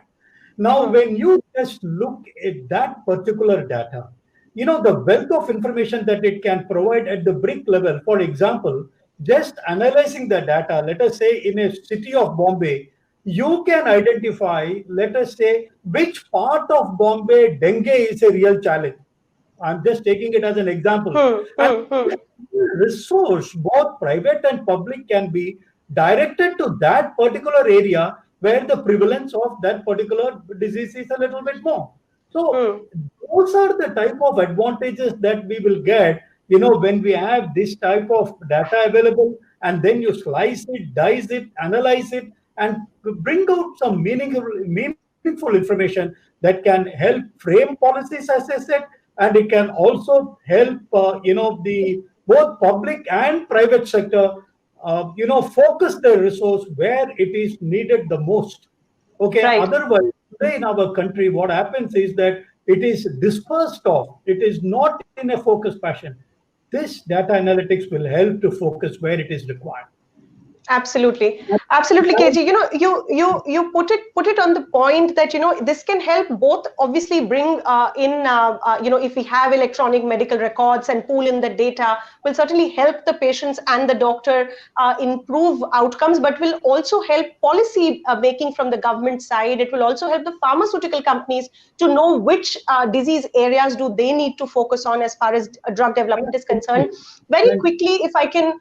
I'm really running short on time, but if very quickly I can bring in Dilip Shawnee on one point that both Mr. Mangsuli and KG had raised, and that was on data privacy and data security. Cyber theft, cyber crime is something that that has really affected some of the companies when they started on with their digital transformation space and started digitizing all their records, etc. How are what could be the challenges on that front? And very briefly, if you can help us with what are the solutions in place right now? So I think, Archana, that's a great point once again. Why? Because you have to almost always anticipate what are the risks that you're likely to encounter. If you do not, then when the first surprise that you encounter may cause you to stall in your tracks and not go ahead with the journey that you should. So talking about organizations and customer partners that we work with, this is a very critical part of their enterprise risk management, is to assess, the more heavily you rely on data and remote access and all of the other things that we've spoken about, right? You're throwing open your organization, you're creating more access points, right? And that's making you prone to, greater chances of the access being misutilized, right? And so cybersecurity takes a whole different meaning in this context, right? And mature organizations are recognizing this, and they are making sure that they are, doing appropriate assessments, right? About the robustness of their IT systems, right? About figuring out whether they have a well thought out cybersecurity strategy, right? And you have to continuously work on adopting new technologies, but new technologies will create challenges of their own, and you have to make sure that that keeps pace with your risk assessment and mitigation has to keep pace with all these changes that you're bringing in. Because the end of this call, we talk about digital transformation. Digital transformation is a massive enterprise-wide change management undertaking, right?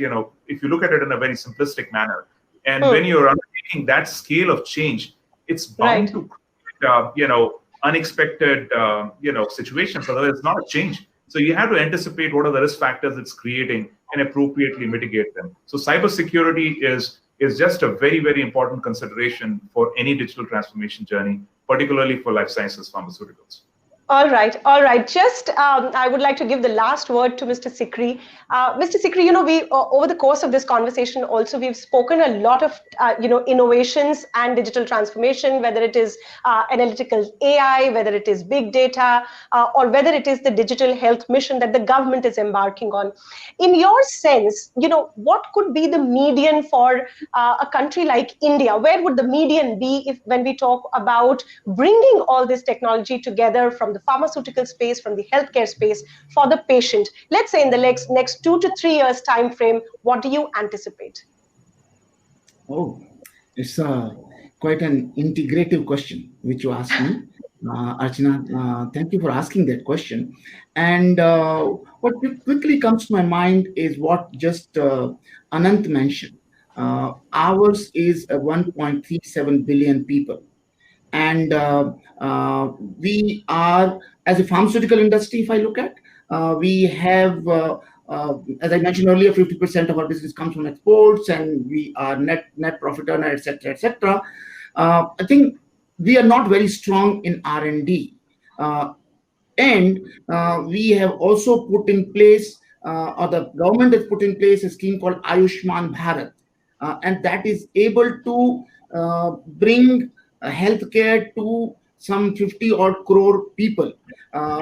Linking it to digitalization, I must say that if we are able to get EMRs, electronic medical records of these people, by just making sure that there is an IT backbone properly created, just by making sure that each physician has a practice management system available so that electronic medical records can be captured there. And if we are able to integrate all of them some way, I think we are in for a great place for India in global, because that would be a great tool for R&D, that would be a great tool for manufacturing, that would be a great tool for eventually taking care of the health globally the way we occupy that strong place as far as manufacturing is concerned in the global arena.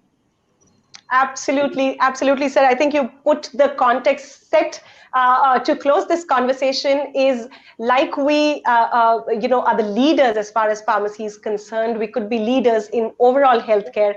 And from the point that we started on, at the end of the day, it has to come down to the patient care. It has to come down to improving clinical outcomes for the patient and giving them a better personalized medicine or a medicine and treatment care that improves their condition. And that's the endeavor, to bring in all the digitalization. And obviously, digitization is helping us achieve that in more ways than when.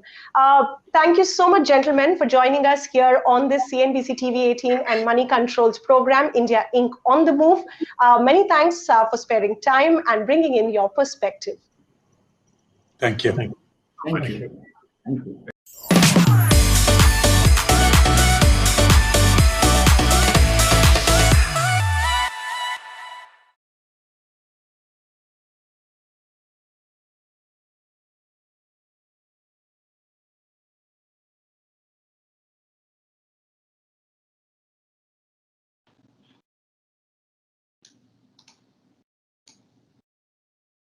Hi, I'm Dave Sharp, Global Industry Director for Consumer Goods and Life Sciences at Rockwell Automation.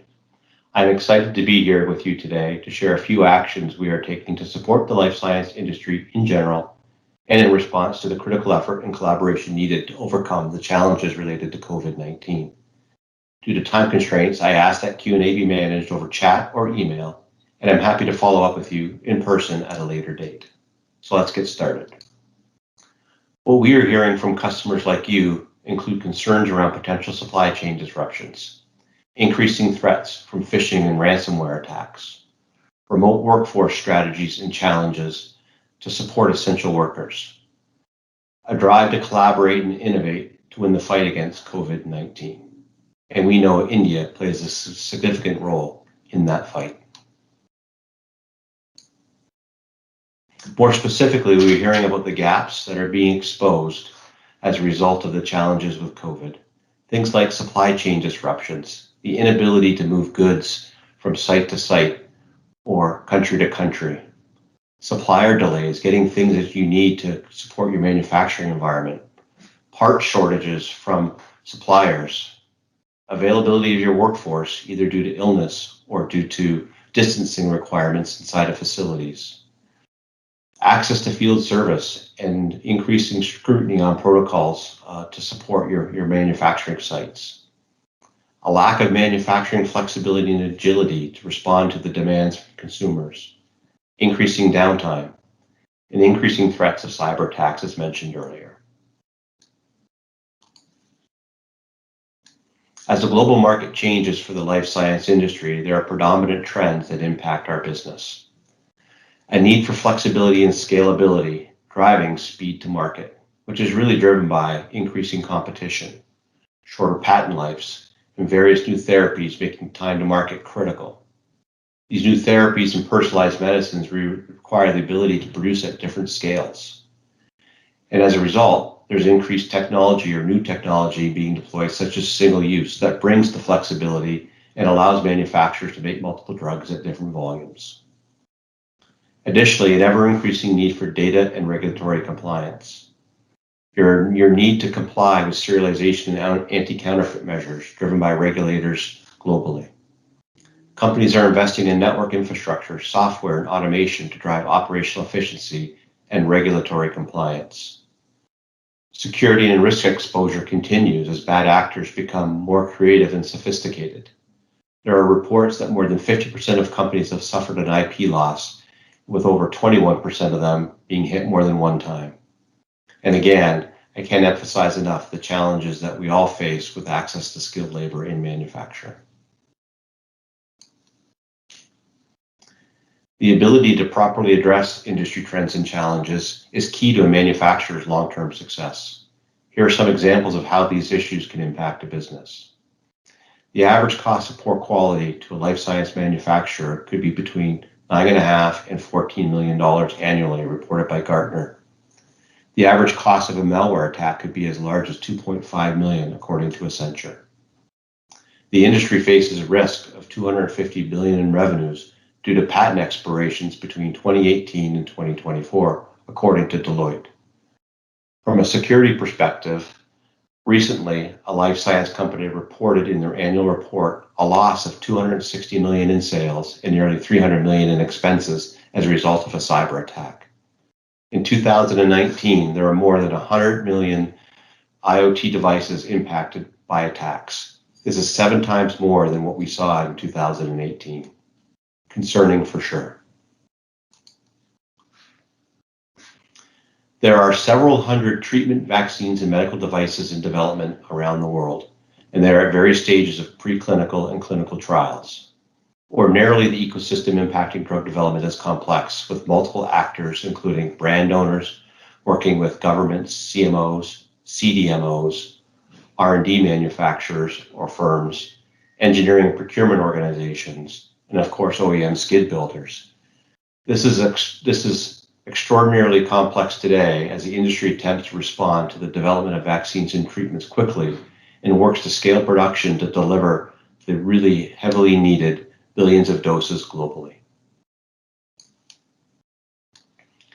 Rockwell Automation is responding to our customers' critical needs via the creation of a senior leadership situation room team, a team of senior leaders, decision makers, aligning Rockwell Automation's solutions and capabilities to enable our customers and partners to accelerate their ability to respond to the crisis. Some examples that this team works on are helping to support the delivery of products and creating supply chain visibility, helping to deploy subject matter experts to meet critical need, offering software, remote engineering capabilities, consulting services, supporting technology enhancements for OEMs that serve the life science industry. You know us as a trusted supplier of core industrial automation products. We continue to invest in all of our platforms, and in particular, across our integrated control and information solutions of Logix for multidiscipline control, Stratix to enhance network security, View to simplify design and workflow, our Kinetics offering to support unified robotic control and innovative independent cart technologies, and of course, our PowerFlex Drive offering. We also, in our multidiscipline control strategy, have released PlantPAx 5.0, and it's demonstrating Rockwell Automation's commitment to the life science industry, and we're continually enhancing our DCS capabilities with new features and improvements to our existing capabilities to provide flexible and scalable solutions to the industry. Life science customers can optimize production, increase speed to market, and ease compliance with Rockwell Automation's offering. PlantPAx 5.0 offers multiple ways to interact with information systems by integrating more closely with MES systems and the delivery of IEC 62443 cybersecurity compliance solutions. This release continues the journey to a digitally mature state for users and their organizations. Our investment in our information solutions offering brings the industry capability from individual manufacturing skids, process lines, manufacturing plants, and across the enterprise to harness the data in your facilities and deliver improved performance with increased security and compliance. Our investment in PTC and partnership with them enhances our overall capability. We are active with key industry associations and provide consultation and input into the digital plant maturity model road mapping process that many of you should be familiar with. We understand and help our customers understand their current state and benchmark them and their operations and support them with a consultative approach to build a plan to help them gain the benefits of a digitally mature manufacturer and deliver significant business outcomes and improve business performance. Thank you for allowing me to spend time with you today. I look forward to meeting you again. Enjoy your experience during this virtual Rockwell Automation on the Move. Keep your family safe and have a wonderful day.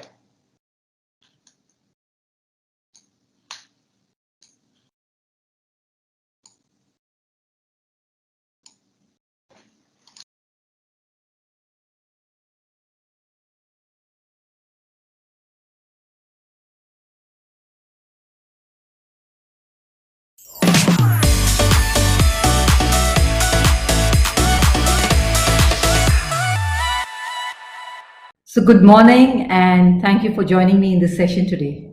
The previous speakers and the panel earlier has already given you a glimpse of what digitization means for organizations today in many contexts.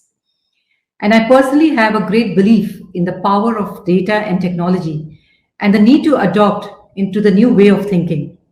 I'm glad we are having this session today on what I believe is one of the most important topics for most organizations. At Cipla, we've always been pioneers of the industry, and operations has been the core driver of our success. Over the last several years, we've been on a mission to fundamentally transform our way of working by adopting technology. And while we've made significant strides on this journey, we still have a long way to go. In this session, I will share with you our vision for automation and digitization and the highlights of the progress we've made so far. And I will end with some learnings that I believe are critical for any organization looking to embark on a similar journey. So next slide, please. Let me start with the why of this journey. Firstly, earlier in this decade, we had already been driving several improvement initiatives with great success towards operational and quality excellence and in engineering as well. Through these efforts, we unlocked our performance significantly. And we also realized that if we want to have the second horizon of impact, we would need to make a step change in our way of working. And this is where we believed that digital analytics and automation would play a pivotal role. Secondly, several Industry 4.0 technologies were gaining maturity, and many had been extensively adopted by other industrial segments like the automobiles, the banking, and the retail. And we saw them all using IoT, AR, MR, VR, and advanced production methods as well. And therefore, we saw that this was now an opportunity to get onboarded for ourselves also. And the current COVID pandemic has only reinforced the need to adopt automation faster. And we've realized through this that as an industry and as people, we are capable of handling massive disruptions and adapt within very short spans of time. And this is not just to get past the temporary disruption, but to shape the new normal in the operations. So next slide. And in this, we aspire to create plants of the future. And we did this through a couple of things. One is that we believe that we had to have interconnected and touchless operations that can deliver a new horizon of performance across manufacturing and supply chain. We decided we would build digitally native organization with all employees reskilled with essential digital and analytical capabilities and enable a future-proof technology stack. And on a personal front, I am very passionate about leveraging technology to co-create innovative workflows. And it's very exciting to see how different technologies are being integrated to deliver innovative solutions and drive significant on-ground performance and to achieve a top decile outcomes in operations. I believe this is the best way and the only way for us to meet the market's demand for low cost and for flexibility and reliability, and to achieve fast cycle times in dealing with potential business headwinds. So next, please. So as we've seen, nothing happens in a day. Achieving this aspiration requires multi-year commitment from management as well as from the broader organization. At Cipla, we are already 5 years into this journey, where our focus was first to build the foundation for unleashing the full potential of digitization and analytics. And a guidance from an expert partner is critical at this stage, starting from conducting a mutual discovery workshop with the leadership for digitization to realize what our goals should be and to design the next steps. And once the collect step is complete, we need to ensure that the investment is committed, and then we have a reliable contract so that there are no stoppages or derailers on the way. So when we started this journey, we started it with building the foundation. We started with SAP implementation and deployed several technologies, including SCADA, MES, eTrack, IBP, SAP PPM, etc. And in this journey, we also built our internal delivery capabilities to enable us to apply AI to our product and process robustness. And we built it such that it's a scalable AI backbone at Cipla. Next slide, please. So this technology backbone, it has already started to unlock performance at many levels at Cipla. And we have many use cases for using digital technology. So digitization of data has helped us reduce manual entries by about 70% wherever we implemented it, and enabled automated data reporting. It eliminated data silos, and we saw elimination of many paper-based processes. So we started leveraging available data, and that has helped us drive simplification and actionable improvements, such as investigations and also batch record review times. So leveraging real-time data across different process parameters has allowed early warning signals to drastically improve the response times. Using AI technologies, we've also started in silico modeling to optimize drug product development and manufacturing processes. We started using computational fluid dynamics to design the drug device and do the drug device developments, as well as use this for equipment selection criteria. And all of this has generated excitement and demand across our own network for such an impactful transformation. So next slide. So our journey so far has enabled us to build a strong foundation, and our focus going forward is to build on to this further, to enhance the level of automation by applying analytics to mine the rich data platform that we created.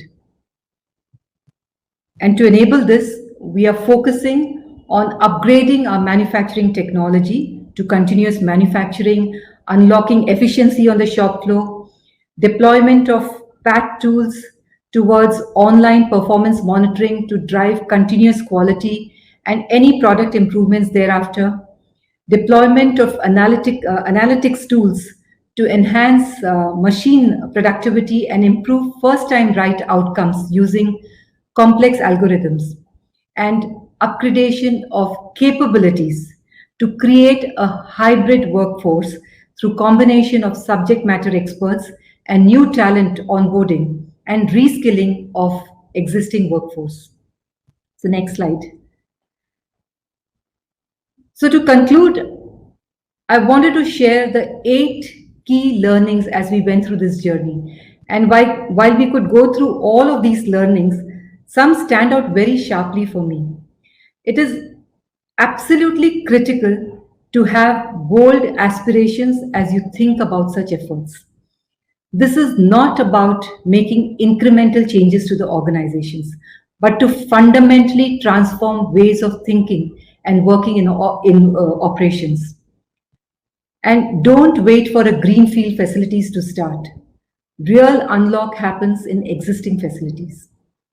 Many believe that such transformations are very investment intensive, given that it is important for companies to keep a very strong value-backed view of all the investments that are made. And given the scale and importance of such efforts, empower a dedicated team to drive and sustain the effort. And as you think about such a journey, you will need external help. You need the right experts and the right partners that have helped such end-to-end journey before. The cost of a hit and trial for such an effort is extremely expensive and high. So I highly recommend that you get help. Hence, it's absolutely critical to involve the right partners for this to drastically crash any learning curves and ensure that you get it right first time. And I'd like to end with one important note as I reflect on the journey of Cipla that Cipla has undertaken. When an industry progresses, it empowers the entire ecosystem in which it participates. And as we progress with our transformation at Cipla, we hope to inspire other companies to also reimagine their operations going forward. So I wish you all good luck if you decide to embark on this journey, and thank you for listening.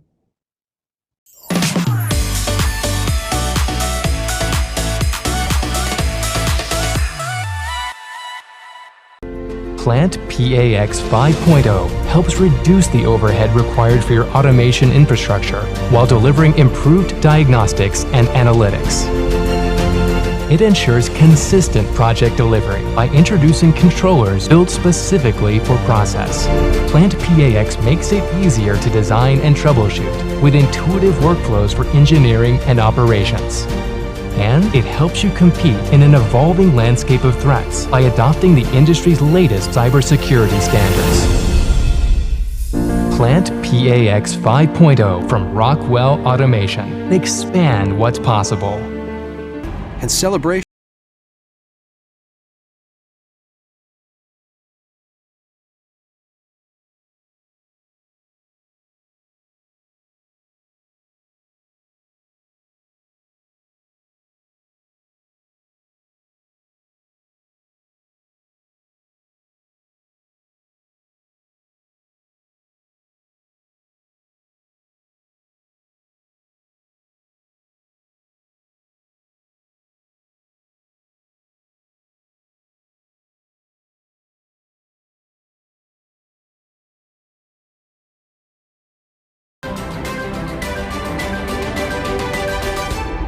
Rockwell Automation, expanding human possibility.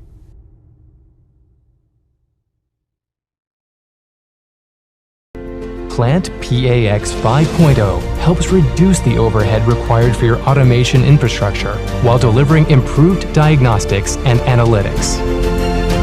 It ensures consistent project delivery by introducing controllers built specifically for process.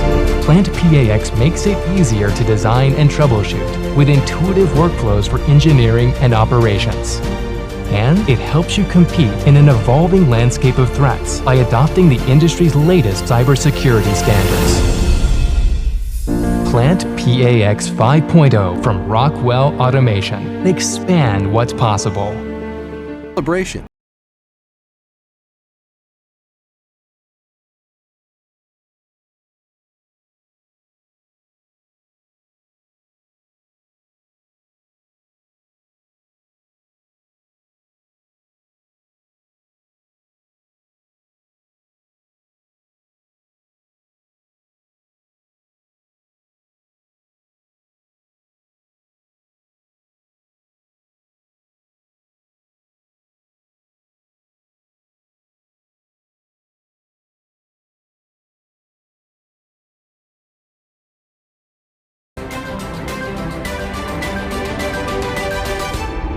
Rockwell Automation, expanding human possibility.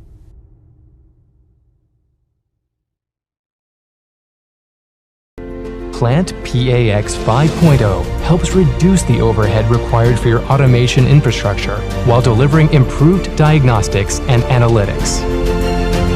It ensures consistent project delivery by introducing controllers built specifically for process.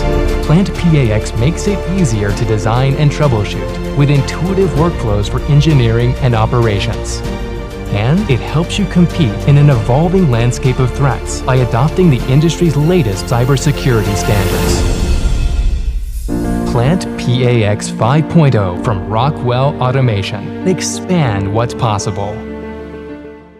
PlantPAx 5.0 helps reduce the overhead required for your automation infrastructure while delivering improved diagnostics and analytics. It ensures consistent project delivery by introducing controllers built specifically for process.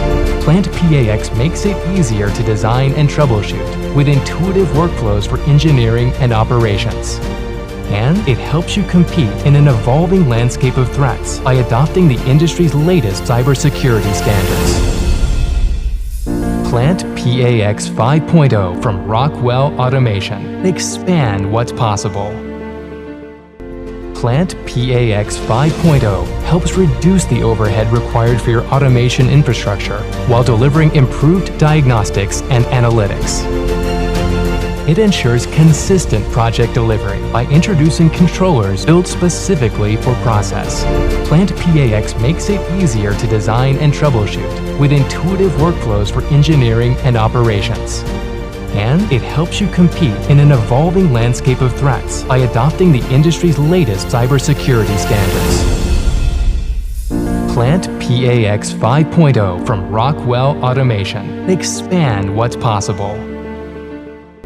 PlantPAx 5.0 helps reduce the overhead required for your automation infrastructure while delivering improved diagnostics and analytics. It ensures consistent project delivery by introducing controllers built specifically for process. PlantPAx makes it easier to design and troubleshoot with intuitive workflows for engineering and operations. And it helps you compete in an evolving landscape of threats by adopting the industry's latest cybersecurity standards. PlantPAx 5.0 from Rockwell Automation. Expand what's possible. PlantPAx 5.0 helps reduce the overhead required for your automation infrastructure while delivering improved diagnostics and analytics. It ensures consistent project delivery by introducing controllers built specifically for process. PlantPAx makes it easier to design and troubleshoot with intuitive workflows for engineering and operations. And it helps you compete in an evolving landscape of threats by adopting the industry's latest cybersecurity standards. PlantPAx 5.0 from Rockwell Automation. Expand what's possible.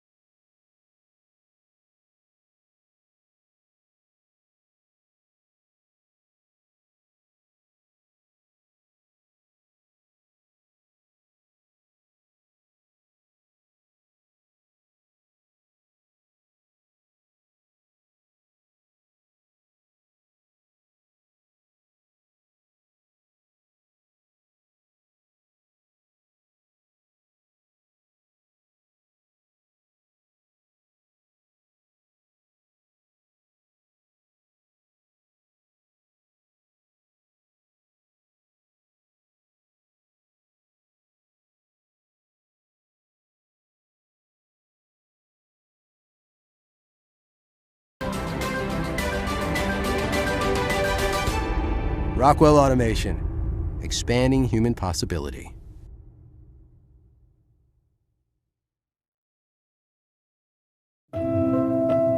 It's funny how the unexpected never happens on purpose. And nobody's quite sure how to plan for the uncertain. It's something we can't anticipate. Like, how do you prepare for interruptions when nothing ever breaks when it's convenient? It never happens at the perfect time.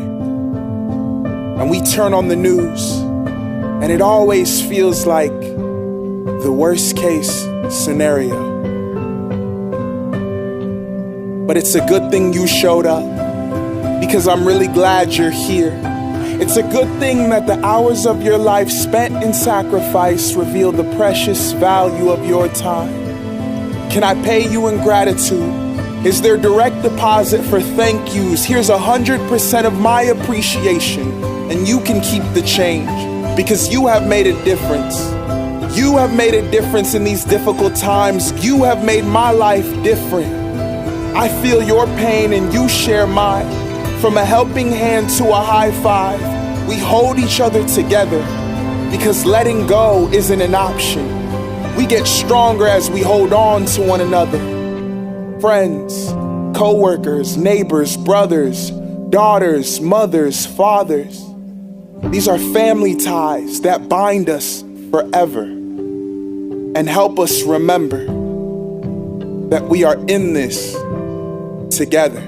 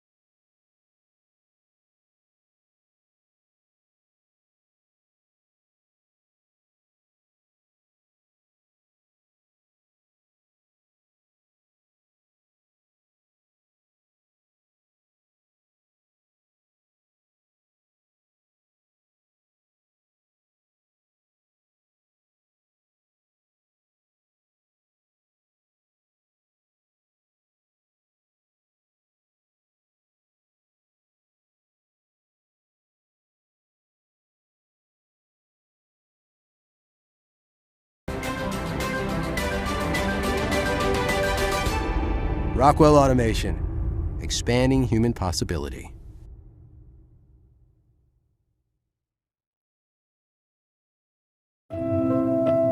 It's funny how the unexpected never happens on purpose. And nobody's quite sure how to plan for the uncertain. It's something we can't anticipate.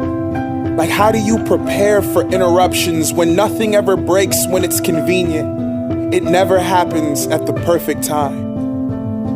And we turn on the news, and it always feels like the worst case scenario. But it's a good thing you showed up, because I'm really glad you're here. It's a good thing that the hours of your life spent in sacrifice reveal the precious value of your time. Can I pay you in gratitude? Is there direct deposit for thank yous? Here's 100% of my appreciation, and you can keep the change, because you have made a difference.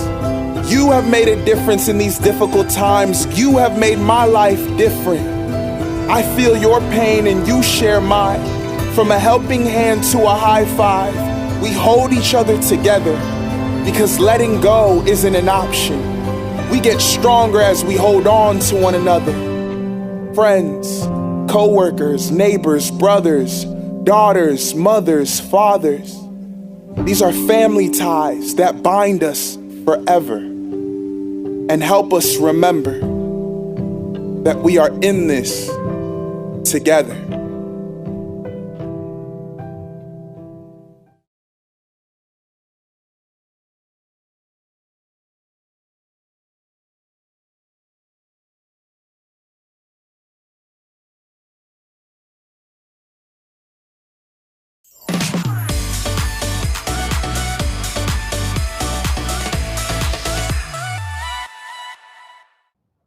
Hello and welcome. You're joining in on India.INC on the Move, powered by Rockwell Automation. There's a lot that has happened in this sector, specifically the chemical, heavy industries and manufacturing sector. The digital transformation drive that every sector has looked at has specifically disrupted these areas. But what really are the opportunities here? What lies ahead? And what more does the industry need to do to grab whatever opportunities that have actually arisen in the tough period of the COVID-19 pandemic? Joining me now is an imminent panel. Let's start with Dilip Sawhney, Managing Director of Rockwell Automation. We have Mayank Singhal, the CMD of PI Industries, and Dagmar Kulin, Vice President, Director, Innovation Campus of BASF. Gentlemen, thank you so much for taking out the time and speaking to us today. Dilip, let me start with you. There's a lot of disruption that has happened over the last 8 months. We are in a period that we haven't witnessed before. This is a new normal, so to speak. We don't know when things are going to go back to the pre-COVID days.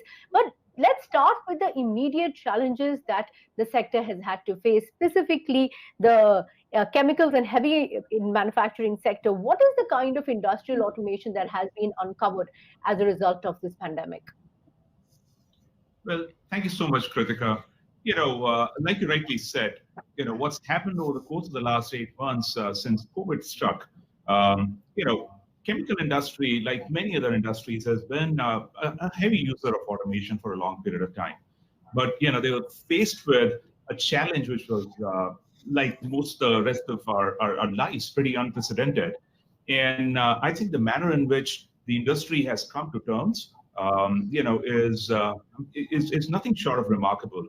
First and foremost, I think chemical, unlike many other parts of the economy, had been seeing good growth even prior to COVID, and the outlook for the sector also continues to be reasonably promising. And with the focus on API and pharmaceutical related self-sufficiency drive, I think it's going to bode very well for industry owners. So the industry had to really step up and make sure that they took this disruption in their stride. A few things which were done is first and foremost, let's begin with safety. I think chemical industry had more than its fair share of accidents, let's put it this way, and that is not entirely unexpected, because chemical processes more often than not are set up to be they're usually these plants and factories are rarely designed to be shut down completely. You do shut down processes, but you never really shut down the entire factory, and that too, you take people away for weeks altogether. And when you do a cold startup, that creates unsafe situations, right?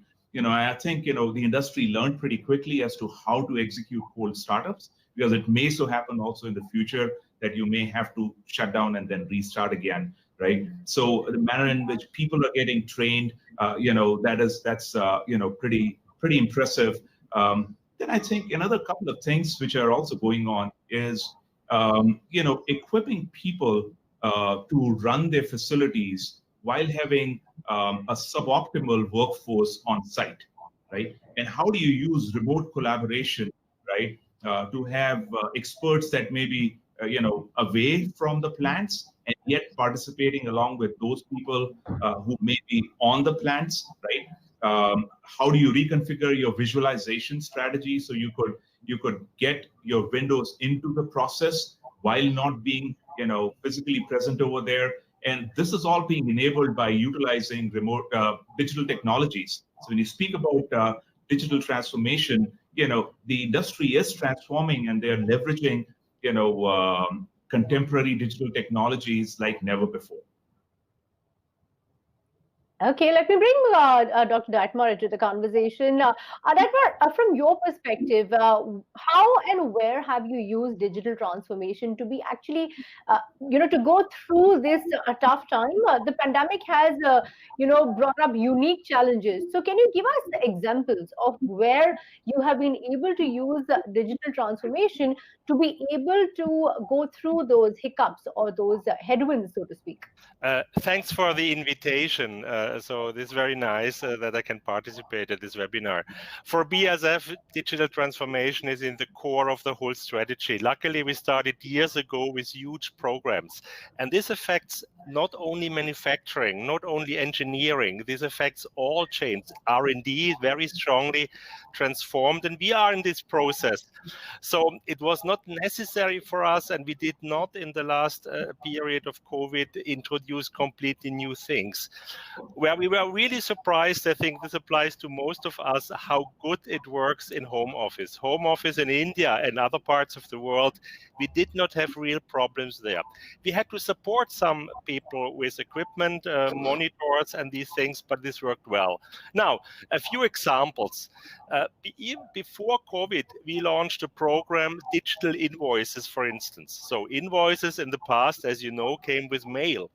People are not collecting mail anymore. It's all electronically. So the invoicing process, procurement, purchasing, the whole supply chain, there we benefited from having really great capability as a global company.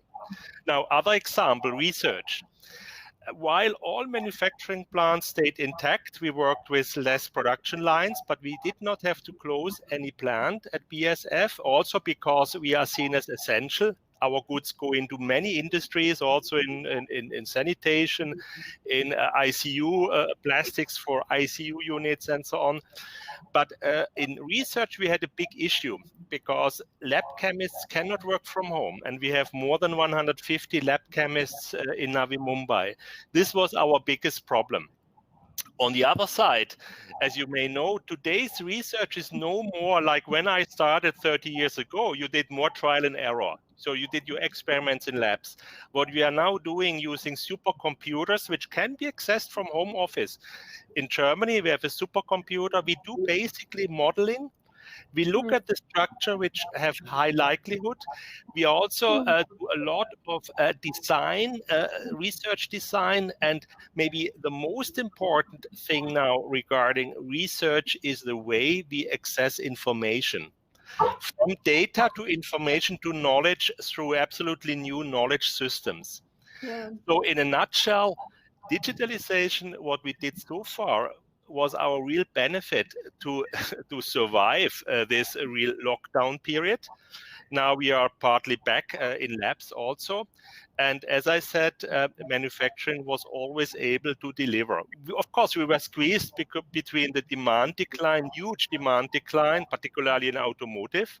On the other hand, we have businesses which were nearly not affected, agrochemicals, but also vitamins, nutrition.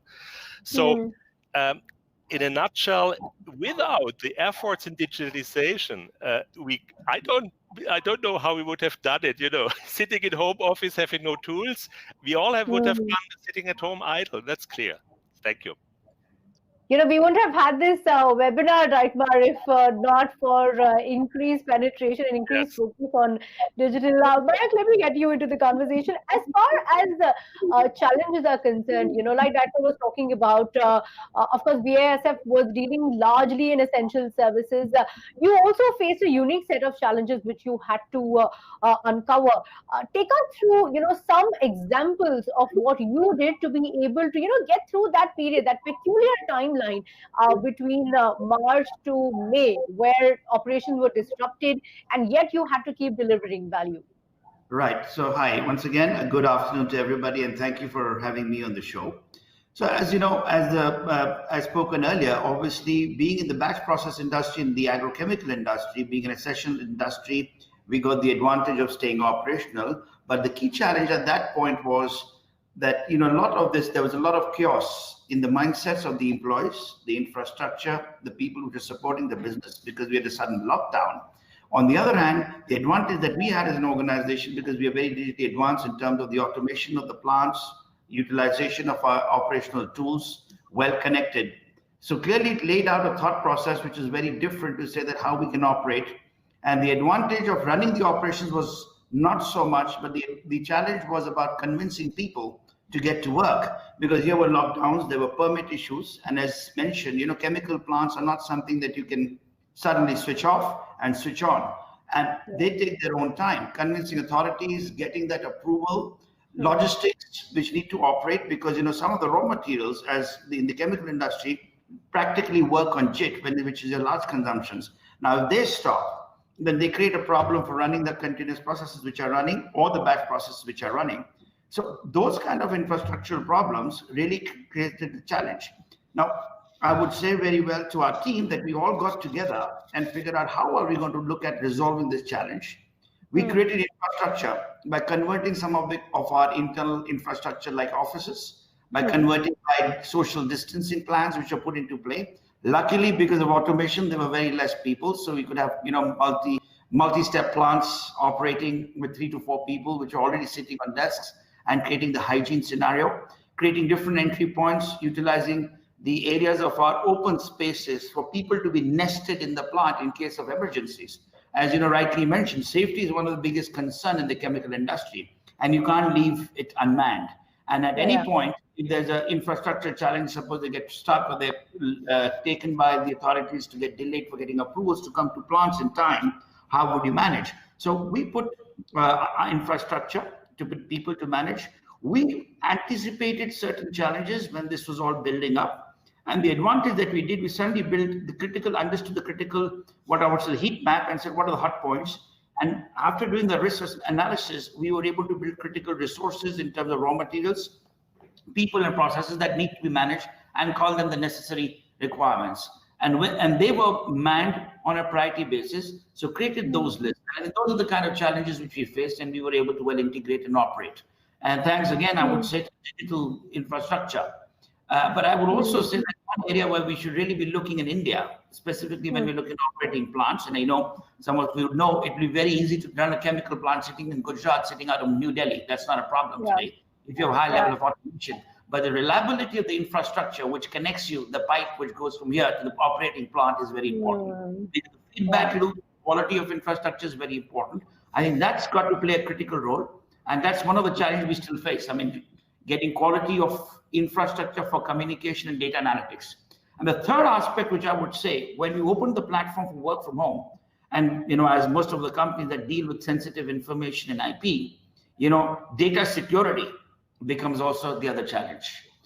Because suddenly you were used to platforms which were highly sensitive and everything is digitally available. You're fine when you're working in a closed loop environment within your premises, but the minute you open it to the gates and they're traveling through a different fiber and play, that risk also proposed to the organizations which are dealing with this. So these are some of the things that I would like to highlight for now. Yeah.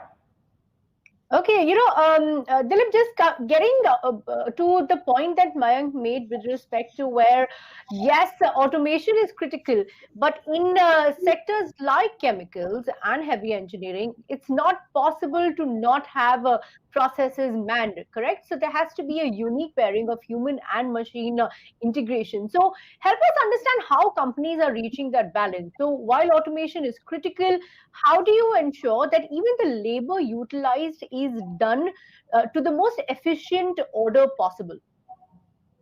That's a great point. And, it is obviously you need to have people, in situ with the processes, because there are some processes that do require, human support, right? You may be on your journey, towards digital transformation, and you may not have reached a stage where everything can be a lights out operation, as they're probably called, right? So there are a number of things that can be done, in order to pair, like you said, man and machine or human and machine, right? I'll give you a couple of examples. One is this whole area of remote collaboration, right? Remote collaboration actually enables having a fraction of the manpower on the site, and the domain experts could be remote, just the way as Mayank was describing, right? You could have a plant that is in Gujarat, and you could have your specialists sitting in Mumbai or in Delhi supporting them real time, right? With critical decisions. And there are technologies that literally enable you. We are having an interaction right now where you're sitting in Mumbai, I'm sitting here in Delhi, right? In the same way, there are digital industrial equivalents of the same technology that allow people to interact, and actually project their process information onto their, digital devices, right? Call it augmented reality applied to process industry, right? What it does is it allows two people, one who may be on site and another one remote, to literally be collaborating in real time, right? So you're projecting, onto a real image, right? Of a wall, let's say, for example, right? And allows two people to collaborate just the same way as you and I are, right? That's just to give you a very sort of simple example to illustrate a point, right? And you're literally getting, people to pair along with machines, right? Another extreme area, if I could take, is decision support, right? Decision support is where you are, in the middle of a process, right? And you need to be alerted of an impending unsafe situation or out of spec situation, right? So you could take an action, and you would also be presented with choices on what those likely actions could be. And the digital systems and the models that are running in the background are alerting you. So that's basically your capabilities as human is getting augmented because you're paired with the machine, if I can put it in that manner. Yeah, interesting point. I want some examples then from Daitna and Mayank. Mayank, let me ask you, give us some examples of how digital has perhaps created newer revenue stream for you, or even getting back to the earlier point, have there been cases where the pairing of combining labor and machine, human and machine, however you put it, has actually created more models of growth for you? Yes, Sorry, go ahead. Yeah, just what Dilip mentioned, human machine pairing, and then using cloud computing or big data. This is the other element, and then we can work from different places. One example from research: if you do research of formulations, you have to mix different compounds. If you have 6 or 7 compounds, you can imagine how many variations you have. Traditionally, we did test and test and test and mixing and test long lists. What we have now in place is robots. The robots do the job. What they mix and how they mix is based on a design of experiments that the mathematical model already predicts which kind of formulation will have a better chance of success. Hard surface cleaners, shampoos, whatever formulation. And the whole thing is so sophisticated that the knowledge you have is in the backside via cloud computing, and the system also can learn. So as more formulations you have tested, the more is the knowledge of the whole system. This is one in research what we are doing very successfully, and this of course shortens time to market dramatically. If you have a paint formulation, traditionally 3 years of development, now we can do it in half a year. And in production, there's a complete change of how we do production. One, Dilip mentions augmented reality. Traditional way, people are sitting in control rooms, and workers are walking around and look if everything is fine. Now the workers have iPads. Everything is through cloud computing. They can do real-time assessment of the situation. They are all in a network. We have complete control. And the second point is predictive maintenance. This came from the airline industry originally, but the traditional model is a pump is pumping until it fails, and then you have a problem. Then you have a shutdown, right? It came from airlines. They collect the data while we fly from Europe to India, and then when we arrive in India, through computer, they know where maybe in 4 flights later, there will be an issue and they repair it. So we have systems in place where we get an information that the pump is already at the brink, and then we repair it before we have to shut down. So, and then much, much more in future to come. Okay, the same point to Mayank. Mayank, help us understand cases or examples where you have seen digital create newer models. You've seen lessons learned in this period where you actually had a case of a human or a machine pairing, or however you put it, leading to newer business models, newer segments that you can look at, newer ways of doing business. So I would take 2 examples. Yeah, one is from the manufacturing and how digital and technology were used to bring about a change, and the other is a go-to-market approach which we've adopted right now for agri-distribution business, which has probably been one of the most successful ones so far we have done. So when I look at the manufacturing side, for years we've been in highly automated plants with a lot of data and analytics which is sitting on it. Now the human interface with automation with time gets reduced, and as they said that, the preventive maintenance tools working with all these are now generic, I would say, to the digital world.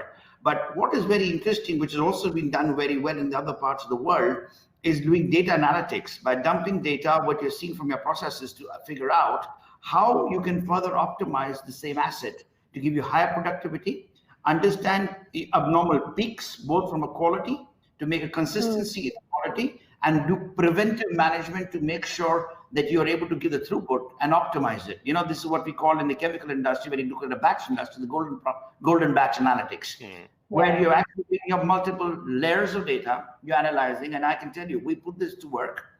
We had done this exercise, we put this to work in COVID, probably got more focus with less resources, and we were able to, in certain plants operating for 7 to 8 years, we were able to actually put through 20% more efficiency, and that's the beauty about chemistry, because it gives you a three-dimensional approach. One is how to improve throughput. One is to say how you can optimize reactivity to make sure you're reaching reaction completion, increasing yields. And the third dimension is actually managing safety on a consistent basis. So this is an example which I take in manufacturing. The other one which we looked at, we're being in the ag business, which is more rural. And, as we were working with a lot of dealer distributors all across the country, we have about 80,000 retail points, and we are connected with more than 2.5 million farmers digitally. Now, this is something that was in the works for the last 2-3 years for the company. Having this digitally connected geotagged farmers that we had across the country, when COVID hit, this became the only engine of hope. The data that we'd collected, the digital connectivity that we had built with information technology, because there was no ability for us to move. While time from the May to June period, essential commodities got freedom for product to move, but people movement was restricted. The fear factor for people to go and work with farmers and to work with retailers became a challenge. This is where we used and developed some applications, which became the way.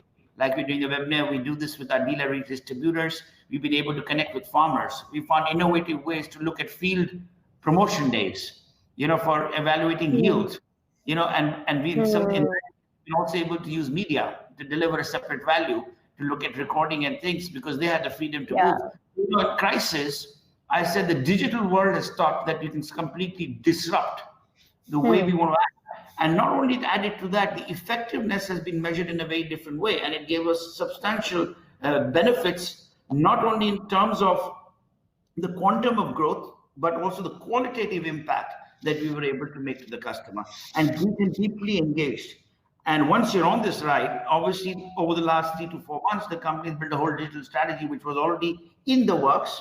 It has only got expedited, but is making us look at a complete different way of how to do business. It could look at using completely the infrastructure that we run and reduce certain costs and bring about efficiencies and improve service levels to farmers. So that's really the kind of things that we had.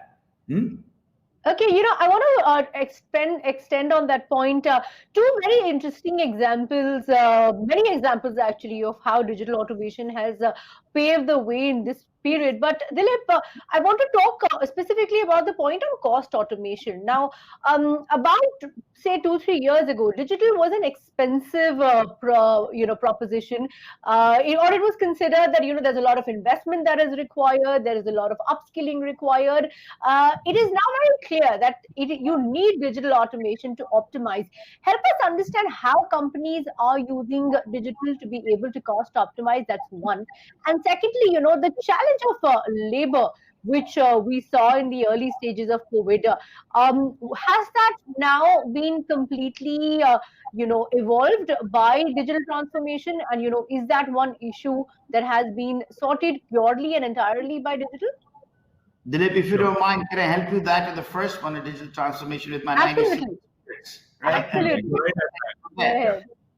This was always a challenge in the Indian chemical industry. The way back in the early 90s when I joined the job, and I said, no, I was the first chemical company that put a DCS plant way back in 95.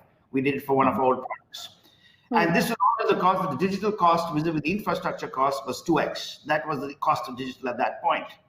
But you know what? That was a challenge because we're dealing with hazardous chemicals. We were dealing with transforming something which we'd understood well, and safety was a key driver. But I'll tell you, the learning that came out with digital, and this is where I think we need to shift the way we think. What is the value benefit that you can drive from digital?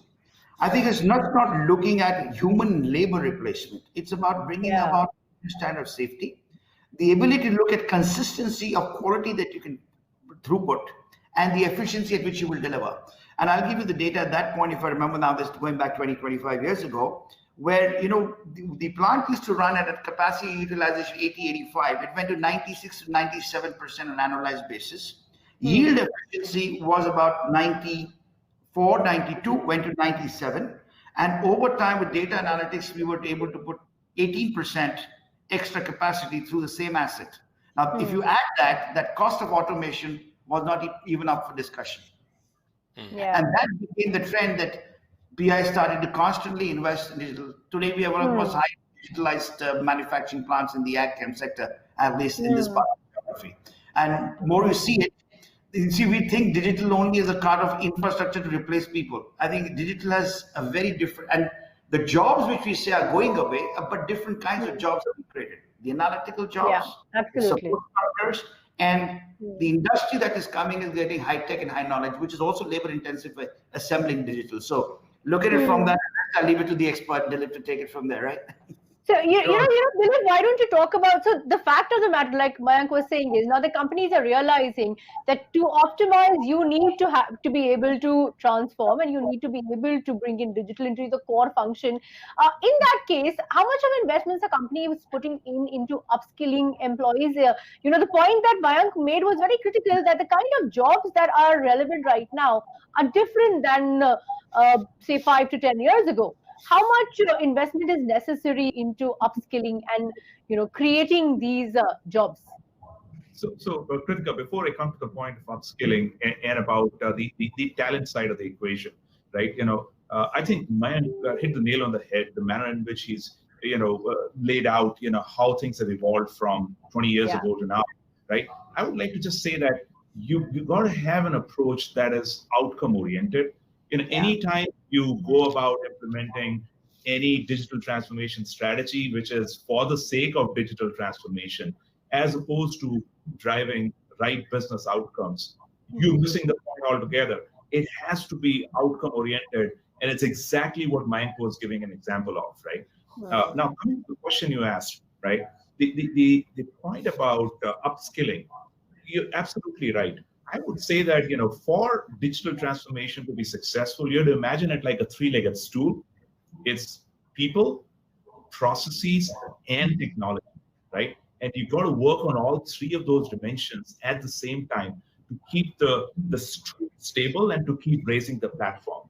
Now, you asked about, upskilling. You absolutely have to equip your people. You have to take the fear of technology out of their heads altogether. You got to make them believe that this is to equip them to do their jobs much better, and sometimes take jobs which are repetitive in nature so that they can focus on more value-added stuff and they can innovate more. They can do things which human brain can do, which is better than doing repetitive tasks, right? You have to really be focusing on that dimension, right? And anytime you find that your workforce is having scare of technology in their minds, right? That's good for your operations, right? Because they've got to really be feeling that, I've got full enablement to go out over there and take on the challenges of my day life, all the things that, not having the right raw materials available at the right time, all the vagaries of production that daily lives throw at us, to take that out of the equation. So what we do, and there are a whole lot of things which we have done, and I'll give you a couple of examples right during COVID times, is, people have utilized the time availability to equip themselves, to become comfortable with these new technologies, right? We've been investing for the last couple, maybe 3 years now, in what we call as cloud-based infrastructure, right? Now, these are, digital systems that are available on demand for people to get their hands dirty, right? In an offline setting, right? That's what we are doing. And I know a whole lot of things are being done, around this whole area, right? Another one which has been done, and this is just to cite another use case, if you want to put it that way, is what's known as expert capture, right? If there's someone, who's adept at handling a particular process or at handling a particular piece of equipment, let's say, right? Digital technologies actually enable you to capture work instructions of how that domain expert goes about doing what they do, right? And these work instructions in 3D are basically digitized, so that if you have a new operator that's coming in, rather than them going through voluminous manuals as used to happen previously, they could literally go through, in virtual reality, going about exactly the same work instruction, just simply following what was taught by the expert to the digital system. right? A whole lot of very interesting digital cases are going on right now, just as we speak, right? And the reason I'm citing these examples is all of these things are actually giving confidence to the workforce that they can go out there and make digital work for them, as opposed to be feeling scared of this whole digital threat. Okay, let me get slightly more specific then. Daipur, take us through some key innovations that are in the pipeline from BASF that, are relevant, future ready. For instance, something that caught my eye was the infrared detector that has been developed by the startup that BASF has, that is Trinamax, which essentially can see things that human eyes can't, which essentially means that, the kind of output that you can look at is going to be that much more effective. Help us understand why these innovations are critical to the basic business development strategy of the company, and what more is in the pipeline. Yeah, thanks a lot for this question. Innovation is at the heart of BASF. You may know that BASF Haber-Bosch process for ammonia synthesis. Key innovations, every basically generation BASF invented itself with new portfolios. So absolutely clear. Yeah, you mentioned Trinamics. It's a very interesting story because this is also shows how important serendipity is. It means we were looking for something completely different. We were working on organic photoelectric materials, and a scientist discovered the fact that the voltage of the device changes with the distance. And with this observation, a completely new field, new technology for sensors was discovered and then patented. And this came from research, and now it's a own company within BASF. And the NER Director is a fantastic tool. You can, these small devices, through this technology, you can micronize, you can make like a smartphone. And the point is that INR, the spectrum, you can take from each material you have in front of you. And through cloud computing, the device has access to millions and millions and millions of compounds. And then it's very easy, non-destructively, to look, quality control, if you have the right stuff in front of you.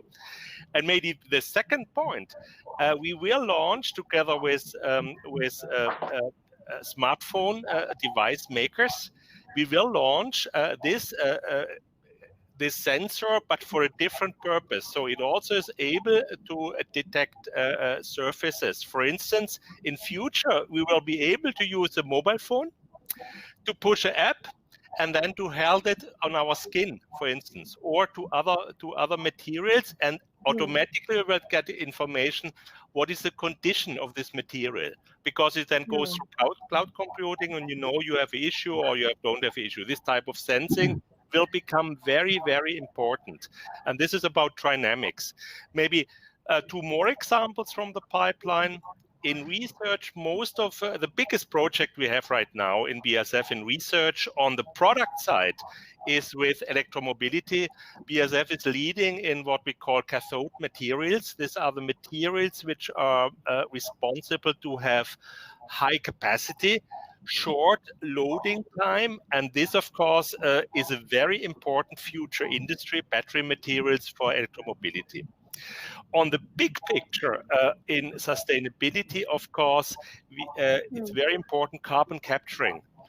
In future generation, we'll use CO2 as source to build plastic materials, to build methanol, to use it as a raw material, and therefore then to do carbon management, which is very important for climate control. So we have a whole bunch of important projects which have the potential to change our lives. And this we have to continue, as I said, because BASF is a big company, but we need to reinvent ourselves regularly. Yeah. That's an interesting point you made about bringing in innovations for sustainability. I'm going to get to that in a bit, but very quickly, I want to ask Mayank as well. Mayank, you've recently entered the pharma value chain space. So what are the plans with respect to expansion of that, and where are you in terms of the business development aspect? Well, as we have said, we are going to furrow into that by leveraging our knowledge and capability in the chemical manufacturing space with a good, strong quality management and good track and trace capabilities. Here again, I see there's a huge scope of utilizing digital in pharma. at least in the Indian context. From what I see in the pharma industry, digitalization is not to the levels that is there existing in some other industries. So, and we do have the strengths in that area. And our foray is to basically leverage a contract manufacturing of high quality and compliance capabilities, which will be moved into the pharma space. And obviously, we are looking at this both in an organic and inorganic approach. Yeah.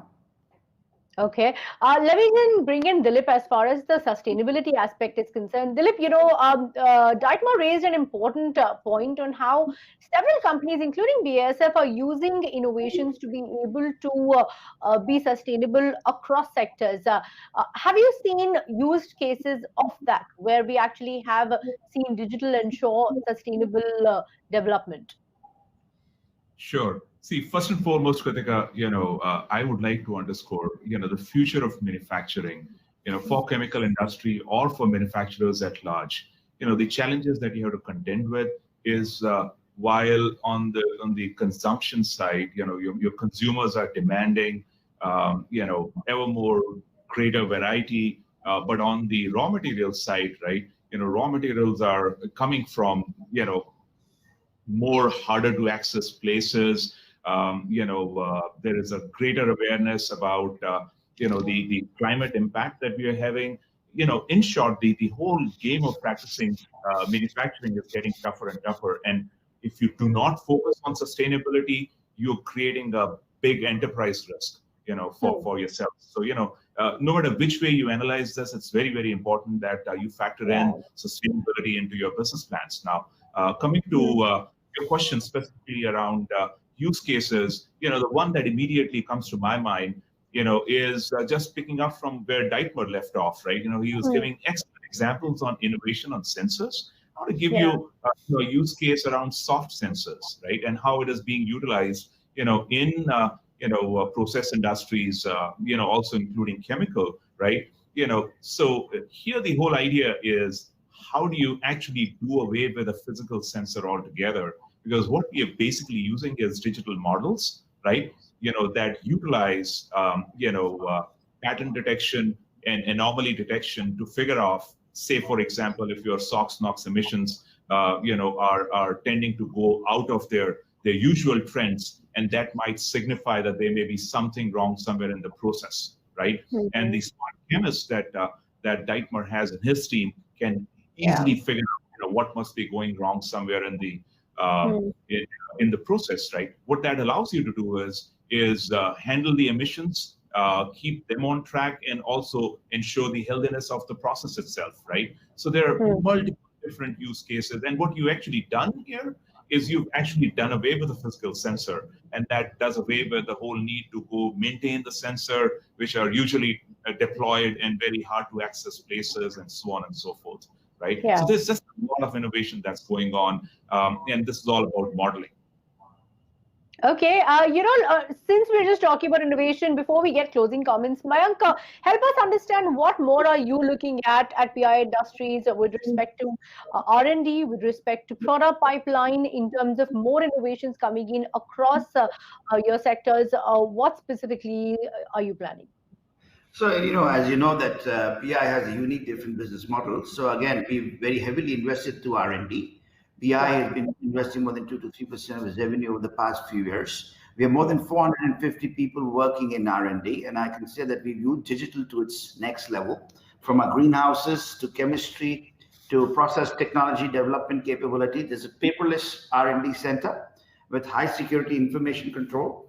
And as from gathering information to data analytics to molecular modeling, all that is in the play for R&D. And what we do, we see that that's going to work in a global partnership model to look at offering the India advantage with a global standard, with the utilization of digital to deliver new capabilities in the R&D sector to partners which work across the globe in the AgChem sector. That's really where we are heading with that.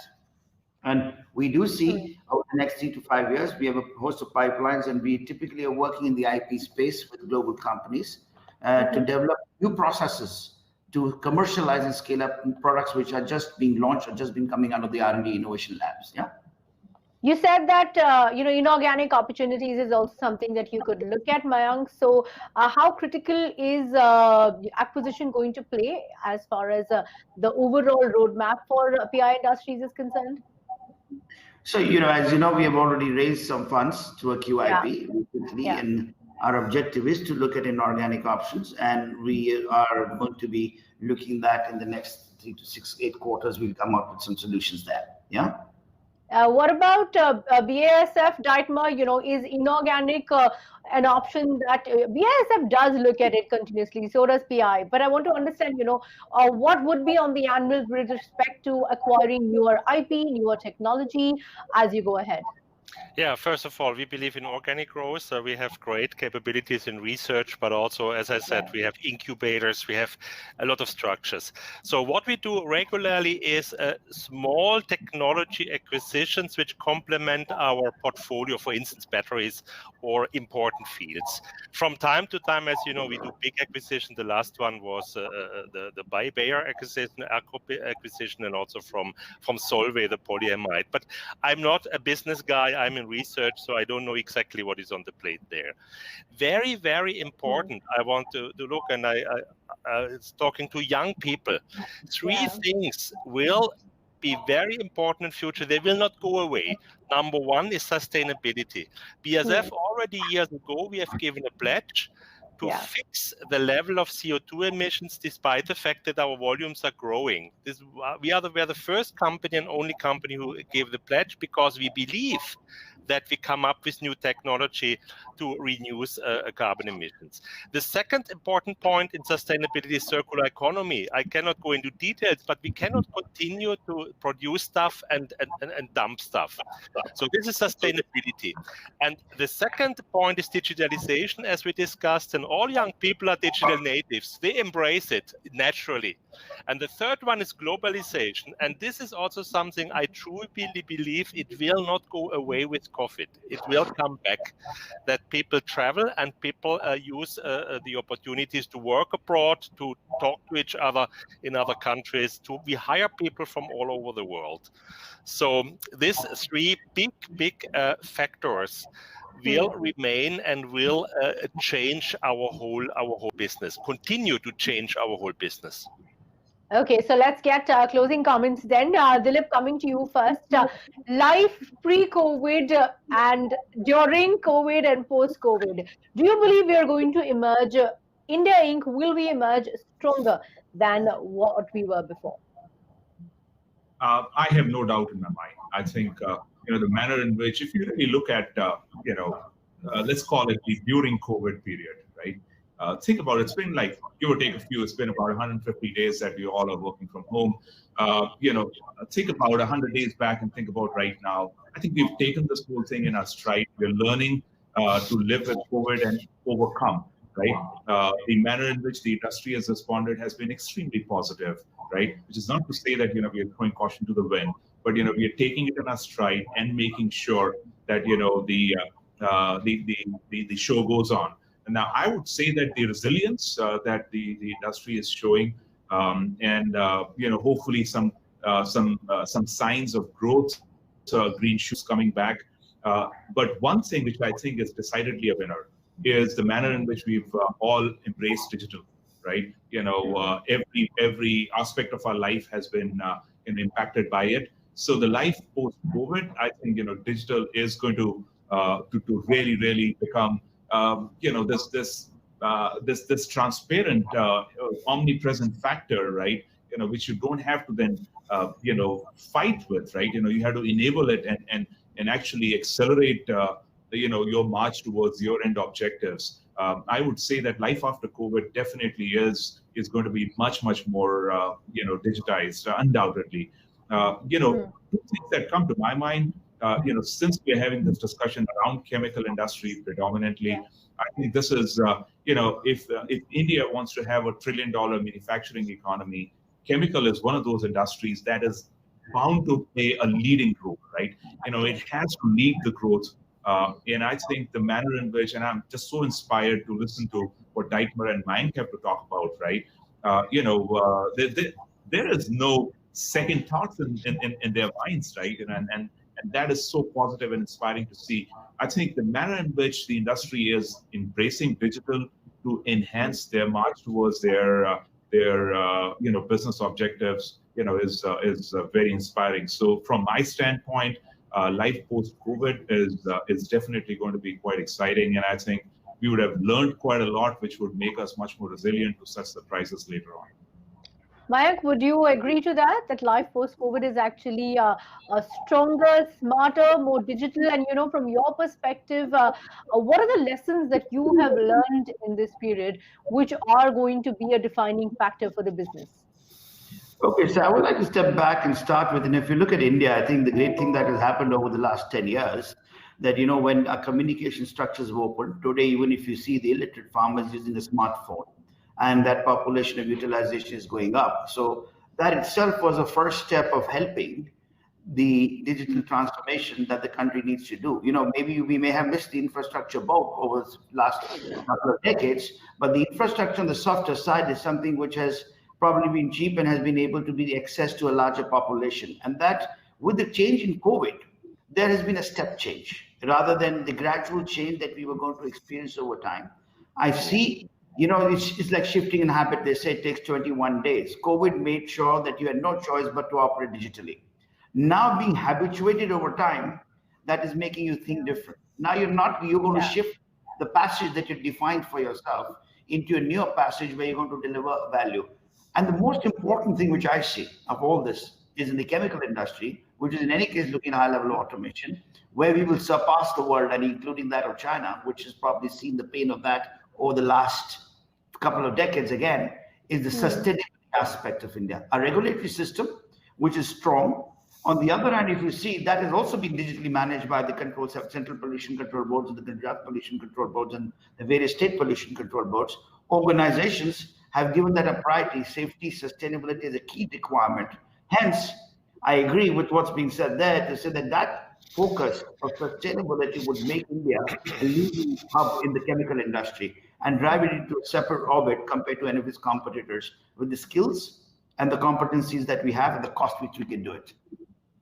Okay, so Deichner, then the final point to you, do you agree with the point that Mayank and Dilip raised with respect to how the new world is actually going to be a smarter, more digital world? And very important is what Mayank was saying, are we poised to be the leading chemical manufacturer in the world?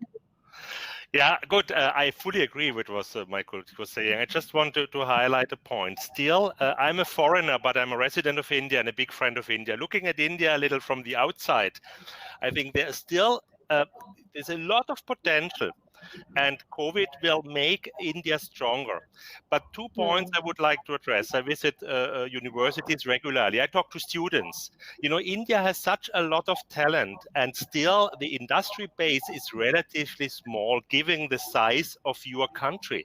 And this must, in my opinion, India cannot rely just on agro and on services only. It's important. Services are important, but industrial base should be made stronger. And innovation. India is a huge country, but think about the software we are using. Most is coming from the US and abroad. So India must be more self-confident to innovate. It's the first thing.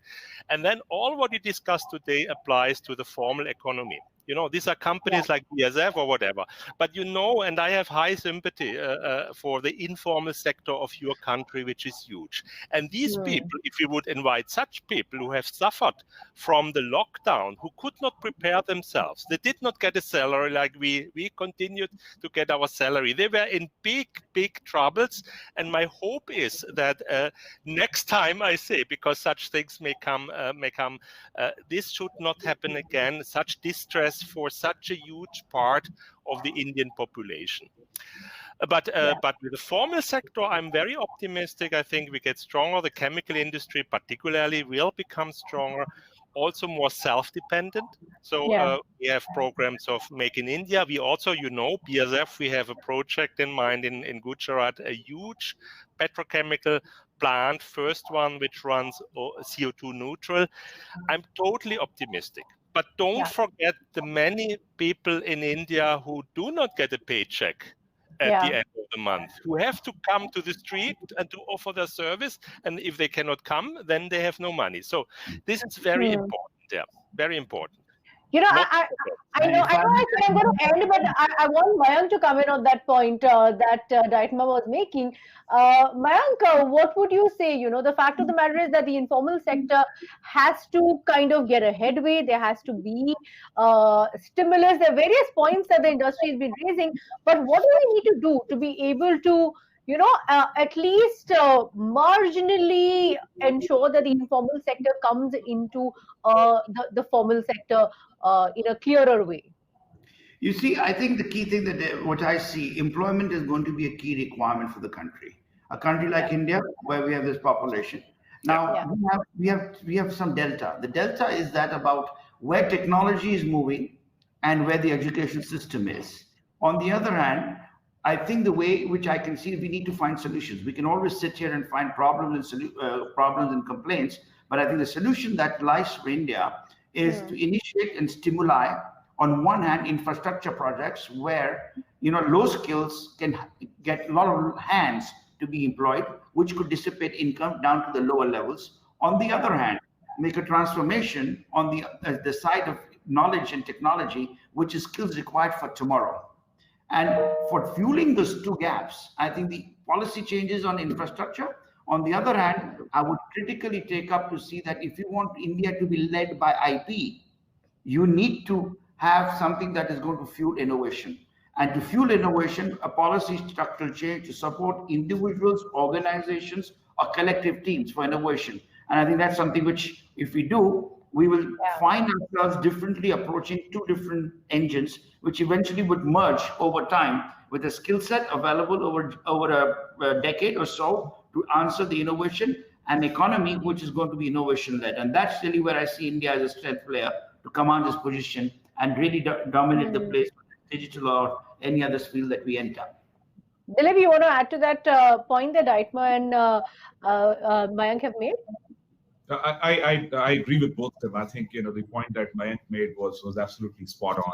I think if you had to create jobs, you know, tens and 100 million jobs, right, you know, over a space of 5 years, you know, you just have to strengthen manufacturing.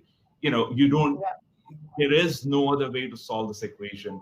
You know, manufacturing has to step up, and you have to create a manufacturing sector that is globally competitive, right? And if you have to imagine manufacturing that is globally competitive, then of course the spotlight that Mayank was putting on, you know, IP and innovation, absolutely spot on. You have to have, you know, manufacturing solving local problems in the most innovative manner possible, leveraging some of the things that we are today talking about, which is using digital technologies, et cetera. But absolutely yes, and then having a focus on circular economy, right? Making sure that your carbon footprint, is minimized so that whatever you're doing is sustainable, right? I think, is it easy? It's not meant to be easy. But is there a way around it? I don't think so. Right? We got to take it down and we got to solve this problem. So the focus that I see being put on creating a robust manufacturing sector, I think there is no escaping that. You absolutely have to have a sound, robust manufacturing sector to solve the jobs problem. And if I may add, it is not just the problem of the government and the policy. We as citizens and individuals also need to take responsibility. And the minute we all start taking responsibility, the nation moves. And I think that's what needs to come first, the nation, and things will happen. You're spot on. All right.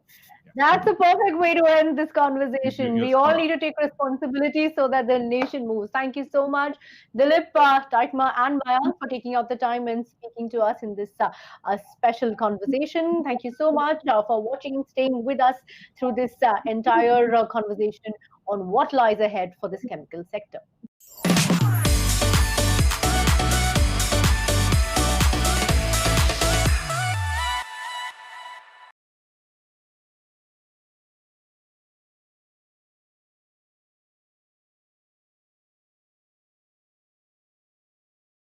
Hi, welcome to Rockwell Automation on the Move. My name is Gordon Bordelon, and I'm the North American Chemical Industry Manager.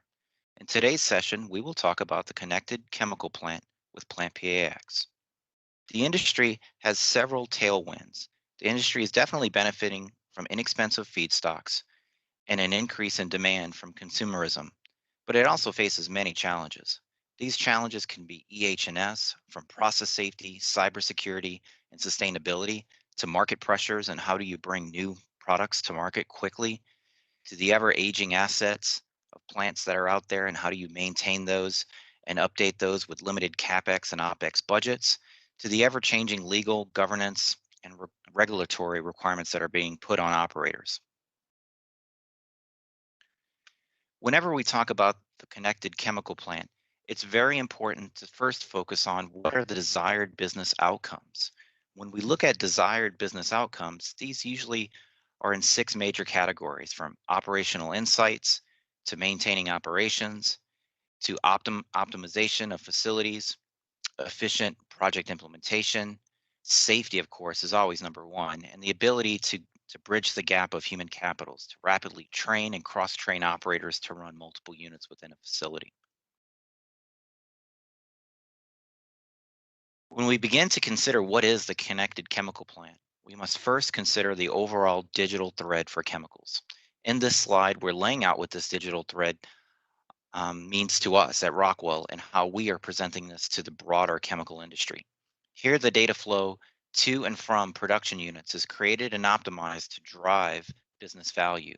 While there are many examples here in the little blue dots as you see across that digital thread, the most common are the ability to utilize production data to reduce product lifecycle management, i.e. the ability to bring production data back to your R&D organization so that you can optimize formulations and products, and then bringing new products very quickly into very agile plants to where you can change over formulations, product mixes, and recipes.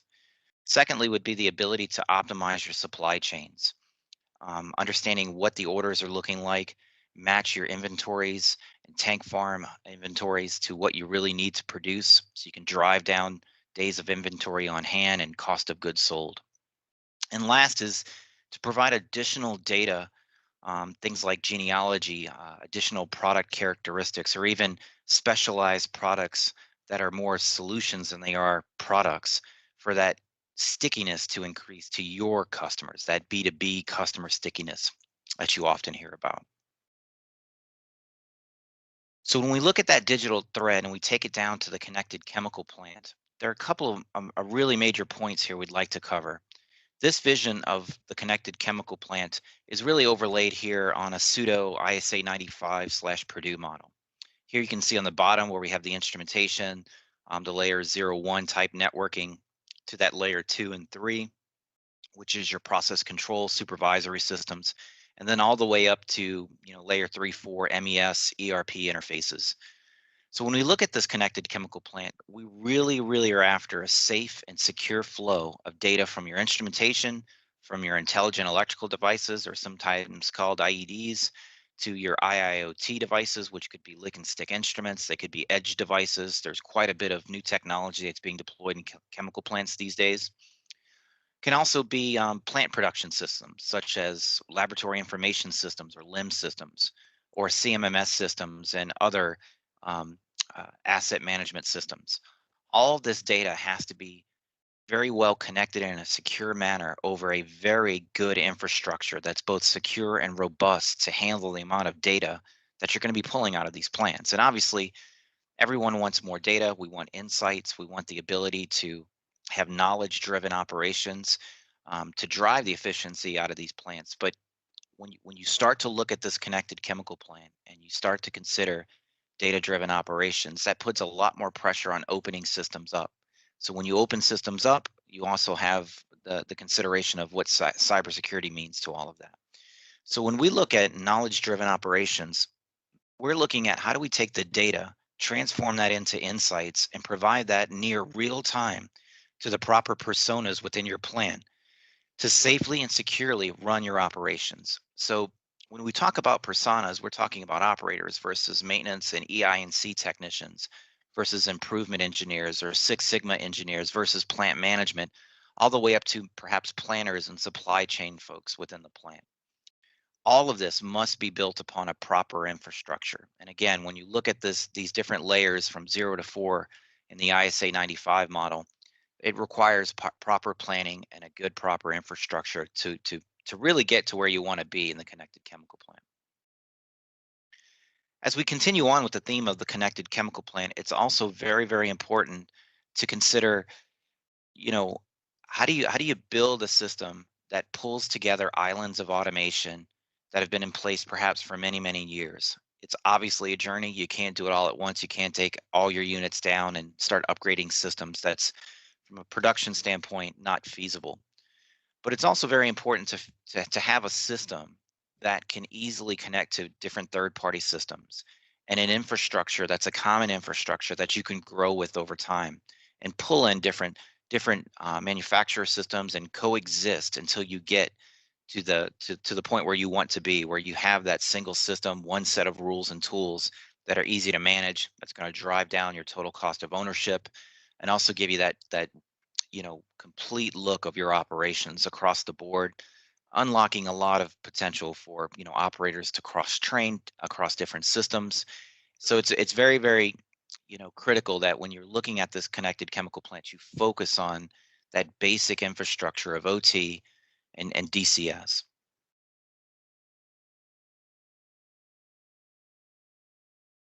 One of the points that's often overlooked when you're looking at the connected chemical plant, as chemical engineers, as process control engineers, as improvement engineers, we often overlook the power side of the equation. We're not really paying attention to intelligent electrical devices. We're not really looking at, what are the MCCs, motor starters, VFDs? How can we get intelligent devices when we have to replace those or we have to, procure new ones, such that we make those devices smart? And having that connectivity on the electrical side gives us insights to how, all sorts of motors are running, whether that's pump performance, am I pumping into a deadhead situation or cavitation? Is there an issue with the mechanical portion of the pump? Is the impeller failing? So there's all kinds of things that you can derive from, and just having smart MCCs and VFDs. There's increasingly pressures to increase sustainability and energy utilization. So opportunities to look at where you're having a fixed speed motor pump into a closed off valve, 10 or 15% open, and you're just, wasting energy. So where could you use a VFD versus a control valve? There's quite a bit of opportunity. And then just looking at your power distribution and understanding where the load shedding occurs and understanding where power quality issues arise. This is a big thing that we can easily tie back in the connected chemical plant to your process system and give you one single look into both process and electrical. And again, this is going to reduce your maintenance blindness and increase your operational efficiency. So when we look at process solutions, when we look at basic process control systems, or sometimes called BPCS and SIS, or safety instrument and systems, having a modern DCS is critical to realizing your desired business outcomes. One common digital strategy is to use operator training system, or OTS systems, as digital twins. This allows for improved testing, what-if scenarios, operator training, testing of integration of new systems or OEM or third-party equipment that may be coming into your control systems. And this is typically coupled with, a COTS, customizable off-the-shelf solution that we offer that gives your operators and your maintenance folks better situational awareness. So this is going to give them the insight that they need to safely and securely run the plant. Takes out the mundane tasks and really gets them focusing on what's happening next and how can I optimize what I'm looking at. And as we note here from a recent customer success story, when they adopted our PlantPAx, they realized a significant amount of value in their ability to have tighter batch automation. So again, when you apply modern DCS technologies, this really, really is going to enable the connected chemical plant. So as we start to look at what is a modern DCS and how does this exactly facilitate the connected chemical plant, I'd like to introduce to you our PlantPAx system. And what we're really proud about with this system is, again, it can do complete scalable solutions. So really true plant-wide control from from your core process systems to your ancillary utilities and balance of plant systems to management of power assets that we just mentioned, intelligent electrical devices, all the way down to discrete manufacturing when you're looking at packaging lines and filling lines and loading of rail cars or ISO containers. It truly is one plant-wide, scalable, secure, and flexible system. So let's dive a little bit deeper into what do we mean by that.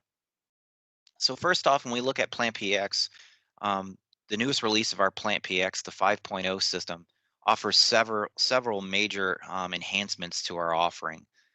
We now have a reduced footprint. We drive a much more consistent delivery with COTS off-the-shelf libraries for how do you control assets. We have streamlined workflows.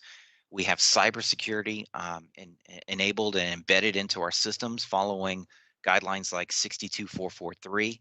And then we have improved analytics from machine learning to AI to multivariable predictive control that can easily integrate to this PlantPAx system and reduce your time to value. So when we look at the PlantPAx system, I'm going to go through a few slides here to kind of hit on some high points here. But simplified engineering. When we look at simplified engineering, we have a speed and ease of use. So we take out the customized programming for objects. We've even put in some content in here for management of devices with equipment modules and phases. So what this does is it takes it more from a programming to a configuration effort when you're doing these solutions. Also drives much more consistency in how your process control applications look. And that's going to drive down mean time to repair. It's going to help your maintenance folks, really quickly understand what they're looking at and troubleshoot. We've validated a lot of these objects and graphical interfaces, so it just really drives down the engineering and support of these systems over the 20 years or so that they will live in your facility. We've also improved the operations and situational awareness in the system. So when you look at how folks utilize a DCS these days, there's real-time displays that are showing KPIs and alarms and trends. Multilingual support is also very important. Our graphics are focused on ISA 101, which is an improved situational awareness. Within 1 to 3 seconds, an operator can quickly look at a screen and see is the system outside of its normal operating envelope. Obviously, we're following ISA 18.2 alarm management guidelines for how we present alarms, how operators can shelve, respond to those alarms, and how we track in first in, first out for alarm management. Another key concept is our flexible batch operations. We get it that most plants aren't always instrumented to the degree that it would take to do a full, server-based batch system. So we allow you to have a scalable batch solution. So you can drive independent units in a batching system, either through the controller, or you can pull that out and do it as a server-based. We even allow you to do manual steps that are captured in the context of a recipe. So you can, put those, 3 or 4 steps out of the 10 steps in your recipe to be completely manual, leave them as manual, and we can provide work instructions. We can provide prompts, capture when that operator has completed that task, and capture all that data in the guise of that, electronic batch record or that batch recipe record that tells start-stop times and who did what. That really drives the understanding of how to optimize your batch operations. And again, all of this is flexible, so no matter where you start, you don't lose that application programming. It can be sucked into the higher level batch applications as you need them. Reduce maintenance and downtime. We talked about this before, but out-of-the-box diagnostics, out-of-the-box SAMA charts that you will see in faceplates. So 9 times out of 10, operators or maintenance folks, they're not going into application code to troubleshoot. It's right there in your faceplate. It's going to quickly point to whether it's a hardware or software problem. So it's this seamless visibility that we're providing in our new system. Additionally is, the ability to enable decisions at the unit level. So it's not a one size fits all. So if you want to do a unit level MPC, we can do that.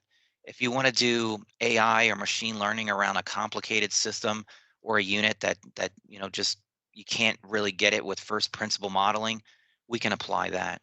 If you wanted to do full on MPC across multiple units and big decouplers, we can do that. So it's not a one size fits all, and this easily integrates into our modern DCS. And then, sort of at the end of this, it's really important to understand that all of this must be safe and secure. We understand from recent events and cyber attacks that that showed us that even on SIS systems, on your safety instrumented systems, bad actors can go and pinpoint those and attack those, and that's a very sobering and scary thing for us in the chemical industry. So we're seeing a lot of movement here on, when you do your hazard analysis, or and here in the States we call it PSM. You no longer can say, there's a gap between cyber and physical safety. They're really combined. So when you do that hazard analysis, you also have to consider what are the risks for someone coming in a cyber attack and disabling an SIF loop, or changing alarm setting, or speeding up a feed flow rate to a reactor. So these things must be considered. So that's important. It must be built into the system. And as I mentioned before, we have IEC 62443 built into the development of our product and the delivery of our systems. But it's also important from the aspect of your IP. We understand that IP can be stolen, your formulations, how you make a batch, how do you run a production process, what are the set points that you run your controllers, control loops at, and the operating envelope from which you're running your process is important. It's often, the IP that sets your product apart from the competition.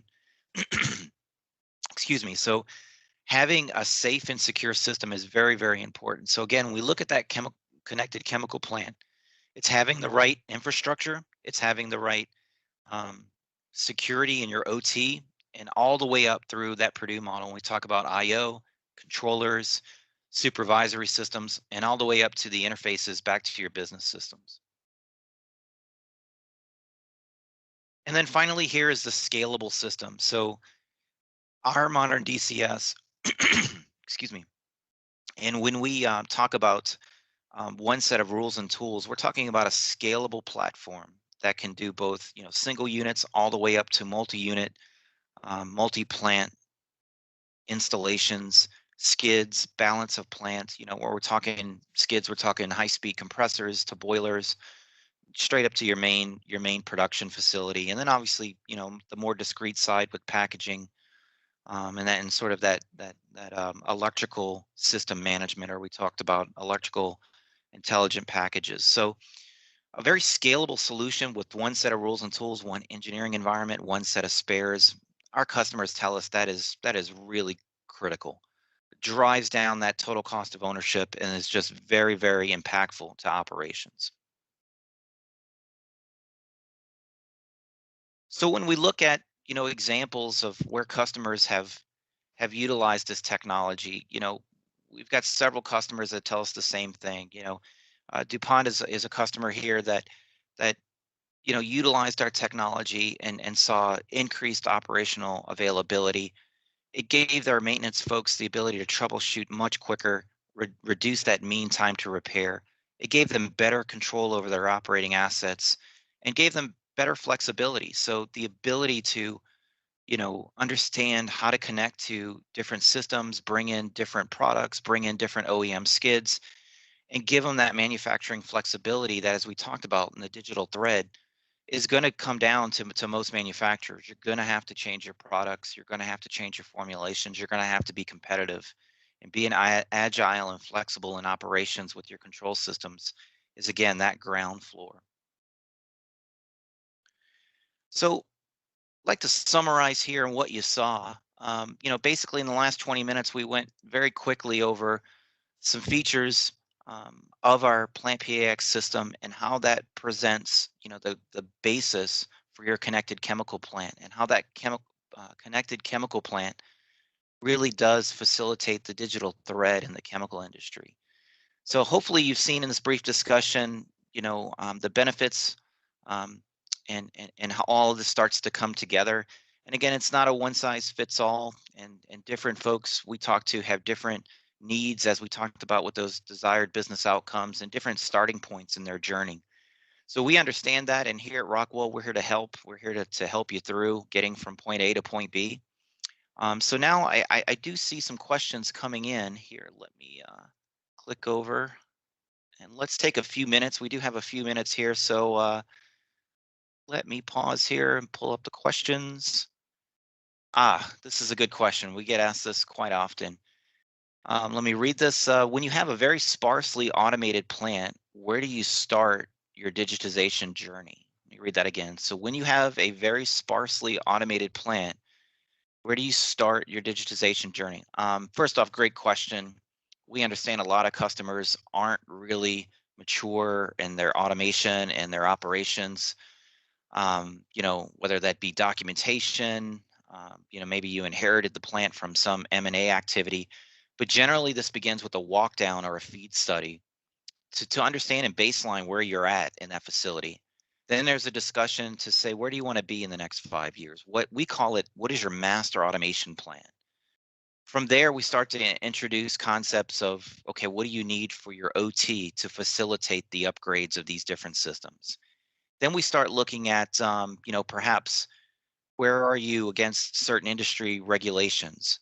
We often, when we do the consulting, is don't replicate 20-year-old ways of doing things. Utilize the new technology. Don't replicate, innovate. So make sure you're using this technology. So we'll start to document the scope. Hey, we'll update the utility section first because that touches all the independent units. Or you'll say maybe you want to do that last in the next shutdown that you have. And we'll just do unit A and then unit B and then unit C. Then once we get all the units, we'll go and we'll hit the central utility system. So obviously based on your downtime constraints, that's how we usually start. And obviously, as I mentioned earlier, if it's a batch plant, we have the opportunity to pull in manual steps and digitize the completion of those manual steps and when they're presented to an operator. So you don't have to go in and buy expensive instrumentation in batch settings to start with. You could follow that methodology, and then as you determine there's a lot of human variation introduced by that step, you could determine to, hey, I'm going to put a flow meter on that. I am going to put a control valve, and I'm going to automate that step. Other things that we see in continuous plants is you may decide to start with a historian first, collect the data, take a step back, and then for that continuous plant, determine what steps you want to continue to have operators, utilize single loop controllers, and other steps you're going to fully automate in the DCS. So you can put a plan together. And then obviously, as you look at any of these chemical facilities, you have to consider safety. When you touch it, it's no longer grandfathered. You have to include, what are the HAZOPs or hazard analysis of the plant, and really start there. So it all again starts with baselining, putting that 5-year plan in place. Let's see. I think we got time for one more question. Here's a good one. How can the connected plant be positioned to justify projects? This is a really, let me repeat that. How can the connected chemical plant be positioned to justify projects? That is a very, very good question. Often we hear from plant folks, maintenance folks, they live it every day. They see the variability. They see the downtime induced by old systems. They see the challenges of poorly designed process control systems and how that hurts the overall operations. We even hear it from, the higher level business operations folks that say, hey, I can't see across the fleet of my plants a true picture of operations, cost per pound to produce. Where should I be swinging production? Where is the best plant performer in my fleet of plants? How do I compare unit to unit across plants? So it's a big problem. You're not alone. But usually what we see is if you can take it, there's really, I'd say 3 areas. First being is asset utilization. Obviously there's the downtime piece to that, but oftentimes we don't see, the lost production due to the inability to have that knowledge-driven operations and to see real-time what's going on. So we have an increase in unplanned downtime, and that starts to increase over time. And sometimes, customers can't even tell you, they can't even baseline it and tell you where they were last year, where they are this year, and where they are really going with asset utilization. So the first one is asset utilization. Are you getting the throughput? And especially if you're in a sold out condition, that's a very easy one. Hey, look, if I could have this new control system, I could increase throughput, and that's going to reflect in an ROI of X. Another one that we see is what we talked about, having the data to give back to R&D. so that they can optimize, formulations. How do I optimize production to reduce cutover times? How do I optimize the products to reduce solvent use or energy usage? How do I modify the mix of products to make them, more beneficial to your customers? And then a last one that's commonly overlooked is supply chain optimization. Often you got way more inventory than you need on hand. You really don't understand. We hear customers say this all the time. I've got inventory all over the place. I'd like to optimize that. I'd like to match inventories to actual production. I'd like to have real-time flushbacks of what I'm producing and consuming back to ERP systems. So there's lots of different things that you can put together on top of the traditional, I'm going to reduce downtime and increase throughput, that you can give your management a much clearer picture on the benefit of, starting with this connected chemical plant and the benefits that's going to do. And then, last, I say it's last, but it's really important, is, all it takes is one safety event to get bad publicity and to lose your social license to produce chemicals. So, EH&S, sustainability, a newer control system is going to give you the data. It's going to give you the guardrails and the safety that you need to maintain, to protect your people and protect the environment and meet your company's sustainability goals. So very good question. I hope that provides some insights. I appreciate your time. If you have any questions, please feel free to reach out to the team. And once again, thank you for your time for this quick RAOTM session on the connected chemical plant. Thank you and have a good day.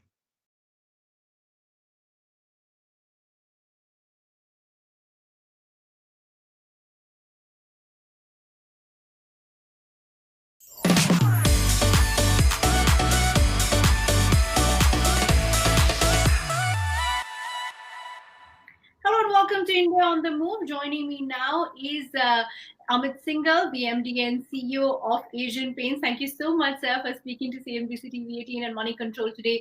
My first question to you: the last 6 months have been traumatic, tumultuous, many adjectives to give to it, but they've also given India.INC an opportunity to enable digital transformation to go to the next level.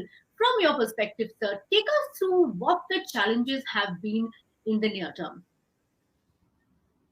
Thank you, first of all, for inviting me on this series. I think it's great to be with you all. Yes, as you rightly said, I think a lot of organizations are discovering themselves in a new way in these times of pandemic. And as I see it, organizations which are braving themselves are the organizations would kind of emerge out of this pandemic with their head held high. And that's what we are kind of looking at. At Asian Paints, we've taken lots of initiatives in terms of what we could kind of do, whether it is with respect to digital, whether it is with respect to our supply chain, whether it is looking at in terms of sprucing up how we deal with our people and so on and so forth. So there's been a lot of things which we have been able to kind of do over a period of time. Firstly, as I see, I think the whole area of consumers have been very, very important. And, one of the lessons which we think is very important at this point of time is to be in constant touch with your consumers. I always believe that, when the times are a little bit rough, you need to be more kind of attached to your consumers. And that's something which we did both through a huge number of digital initiatives in terms of what we took, and also in terms of seeing a 360-degree around the consumer. So whether it was in terms of, starting with some of the digital films which we did in terms of getting closer to the consumer, and this we turned around in just about 4 or 5 days as the pandemic lockdown started earlier, in the latter half of March. And we shot something which was done not in normal studios, but in across about 10 to 15 homes. And we were able to kind of put it up for the consumers. And that is something which came as a very, very strong kind of alignment with the consumers in a very strong way. And this is something which we did, which kind of comes from the core of the brand, which is the Har Ghar Kuch Kehta Hai, which is the whole area of the emotional connect with the homes. And this we did a couple of series. And then I think there was no stopper, because we felt that the consumers were really engaging with us and the brand tonality stores. scores were really, soaring high. So we did a lot of work around doing stuff around, snippets around how moms kind of associate with homes and children in these point of times.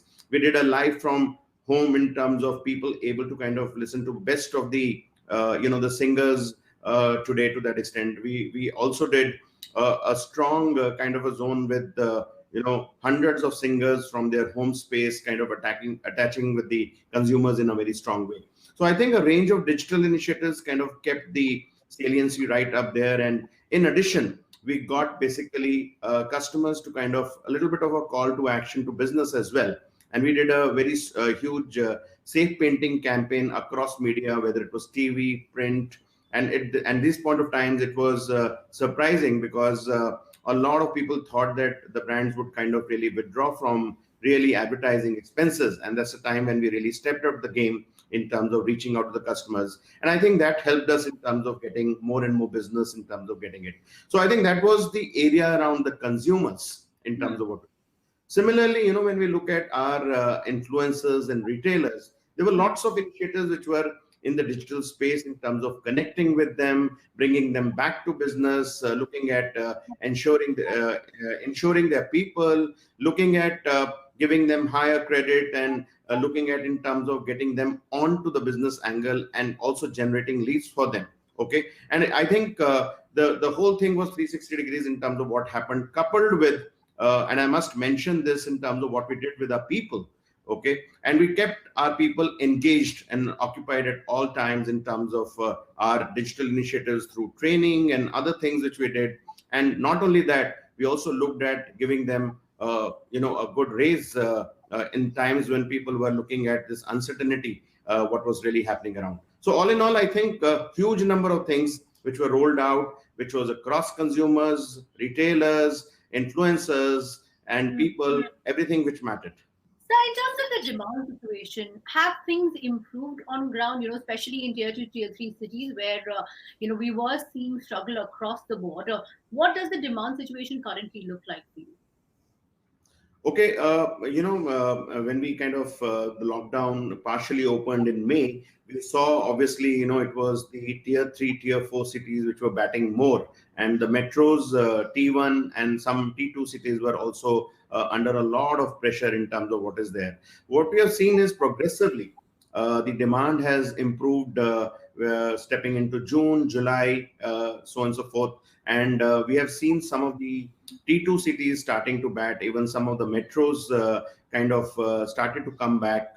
Although there has been a little bit of another phenomena of now the COVID kind of ingressing the hinterland and getting into the tier 2, tier 3 cities as well. So I think it's been a little bit of a roller coaster in terms of how we have seen, but overall what we see is that the demand levels are increasing, and it's not about just the pent-up demand, it's about the new demand which is cropping up. But I would also attribute a lot of stuff which we have done in terms of really initiating this demand and getting people to kind of really start thinking about painting, start thinking about waterproofing and making their homes beautiful, because it's a strong place people are kind of spending a lot of time in. So progressively, I think the demand is increasing. Yes, the increased monsoons and the spell which is kind of taking toll in terms of floods in some parts of the country and so on and so forth has also come as a complication which is there. But I guess it's all in the game, and overall what we see is the market is not really bad. Okay, so across your segments, specifically home solutions, decorative or industrial, which are the ones that are doing well and which are the ones that will perhaps take some more time to see a turnaround? So Asian Paints has always been very, very strong as far as the decorative home sector is concerned. And that's something which has been really been doing well for us. And as we see progressively, there is demand which is increasing. And this business is something which is really holding us on. And this is the whole business about repainting, replenishing your homes and really giving it a new avatar in terms of how they kind of look and making them possibly emotionally connect very strongly with you. However, when we look at the entire projects business, which is the large institutional new construction business, there is where we see that it is taking some time in terms of the new construction to really kind of start, because there are supply chain issues of workers not being there, and people are not able to kind of really start construction in a very, very strong way to that extent. And therefore, we see that the projects business is something which is a little bit kind of limping back to that extent. And coupled with that, the industrial business, which is largely the B2B business, which is happening, it is also kind of just started to kind of look up to that extent, because lots of industries are now really starting up, and we are looking at in terms of catering to it, their demand in a strong way. So as I see it, I think the deco sector has done very, very well. We have seen projects which is kind of a little bit slow, and then there is the whole industrial auto segment, which has taken a little bit more time, but I'm sure that that is also shaping up as we are looking ahead. Okay, so you're in kitchen, bath, adhesives, waterproofing, sanitizers as well, and I believe that's been very lucrative, of course, in this period. What's next in the pipeline for you? And from the theme of digital transformation, how are you using digital to be able to expand your product portfolio and the offerings that you have? Okay, so one of the big things which we we're looking at now is also, propelling the health and hygiene area very strongly, because we think during this pandemic and even post the pandemic, the whole area of well-being would be extremely important, and that is where we have launched our sanitizers under the ViroProtect brand range. And there is a series of products, innovative products, which have come in there. We have used these areas in terms of getting into the sanitizers and launching a service, which is a sanitizing service, which is called the SaniSure, because the indication is very clear, is that today the customer is looking at a lot of things reaching at home rather than the customer really stepping out. And both these initiatives have a lot of backing from the whole area of digital propelling in terms of how people are able to kind of see it, really get it in the entire area. So whether it is an offline medium, whether it is an online medium, we are having a single digital view of the customer in terms of how we are able to tap the customer in terms of getting into some of these new areas. Apart from this, the whole area of home decor is a very, very strong area which is there for us. As you said, we have already stepped into kitchen and bath some time back, and we have now really propelled a series of home decor stores, and these are big stores which offer under one roof the entire area of what is needed actually at home. So earlier we were all about what was on the walls in the home. Now we are also about what is between the walls in the home. So we want to kind of really appropriate the whole area of home very, very strongly. And in this pursuit, the whole home decor is important, and therefore categories which are there, like which is the area of lighting, furniture, carpets, everything is kind of on the offer in some of these stores which we are kind of now having across the country. And along with this, as I said, we have also appropriated a very strong service with a digital backbone, which we just launched, which is called the Beautiful Home Service, which kind of gets funneled by a strong digital decor platform called the beautifulhomes.com.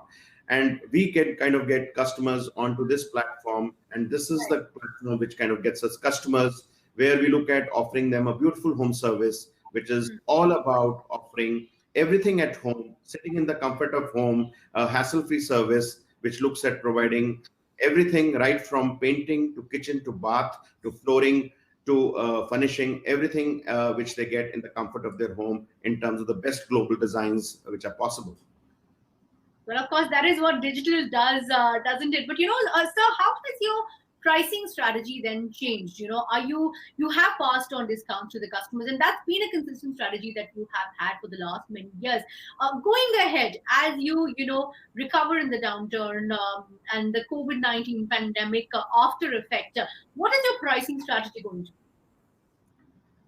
See, one of the things which the brand is very clear in terms of how we want to steer ahead as we go is that today, I think it's an era of essentialism. It's an era where people are looking at reality at all price segments. So whether it's the top end segment, which is the luxury segment. No, it is only about the the whole area of a product just kind of being in the luxury zone, but what is the product offering even at that end? I think today people are looking at functionality, which is basically layering the area of luxury very strongly. And therefore, I think our pricing is very, very realistic that today, whether it is the luxury segment or it is the premium segment or it is the economy segment, at everywhere, what we want to afford to customer is a value for money equation, which is very, very strong, because we feel that the value for money equation, equation is not only relevant only at the start in terms of the economy segment.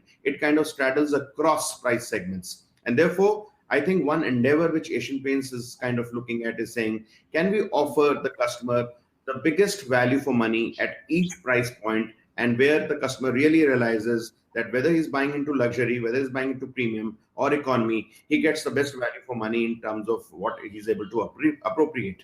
And that's, I think, the overall strategy in terms of pricing, in terms of what we're taking as we look ahead. Okay, but in terms of cost automation, digital is something that enables cost automation in the long term as well.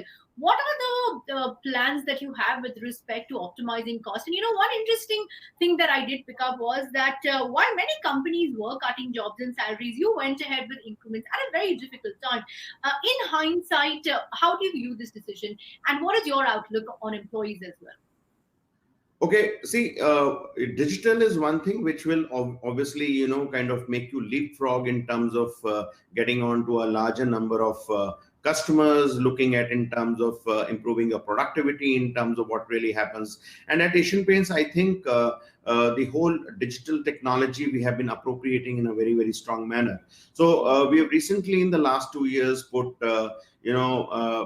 state-of-art kind of automation plants, which are fully kind of geared through robotics and AI and so on and so forth, where we look at almost saying that everything is something which is really automated, and we have really been able to bring our costs down. We have been able to kind of improve our quality. At the same time, we are being able to kind of really been able to improve productivity as well.